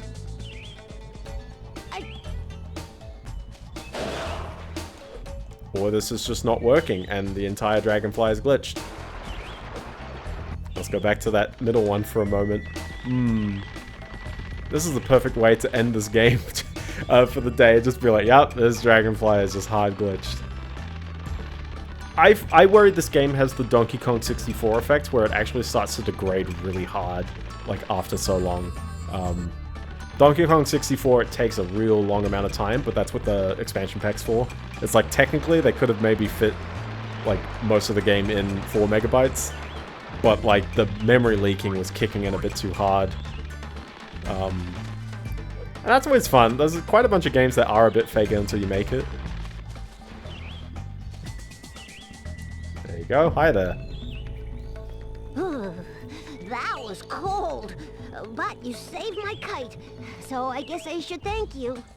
Look, Spyro. Look what came out of the tree when you saved my kite. A baby dragonfly. Hey, it flew away. Hey, it's Mooney. No, I don't want to see a Mooney face.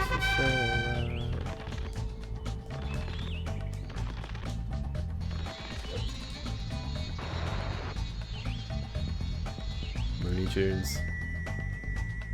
Everyone should listen to the album, Skylarking. It's a goat album. So, that's it. That's everything. I could leave the level literally by like just teleporting back to the hub, which I'm pretty sure you had to beat the game of You're the Dragon to get this, but it's nice and convenient that it's there because these levels are a bit too big. But yeah, no, we had a bunch of stuff. I April Fool's only Fetty because you gotta watch back the VOD. That's a good meme. It's a good meme. The beginning is a good meme. So, but yeah, the hub, the only hub, 3 levels, lots of topics, a direct. The Switch 2 stuff is next week coming up, and yeah, other than that, I think we're all good. So yeah, game will save there. Thank you everyone for the good memes, the good streams. Everything's all good. If you enjoyed it, then yeah, you can follow on Twitch, where I'll stream 8:30 p.m. Australian Eastern Standard Time. It's Standard Time next week. The clock's back an hour, which means it's later for everyone else. I think that's how it goes. And if you didn't like this, then you know where I live. That's what I said earlier. So. If you you can follow on YouTube for the VODs, all that stuff, and on the Fediverse, m.biendeo.com, where I say funny things sometimes. Also, apparently, there's a fun article on Hacker News about how PixelFed didn't implement privacy right. So anyone who followed someone on PixelFed could casually see other people's like private posts because PixelFed wasn't implementing privacy. It's a problem with ActivityPub. It puts all the onus on platforms to share the right things with people, and when it gets it wrong, it's like, ugh. So it's a bit of a dirt, but I don't say anything private, so you're only seeing the funny stuff from me. Anyways, have a good one, fellas. Peace.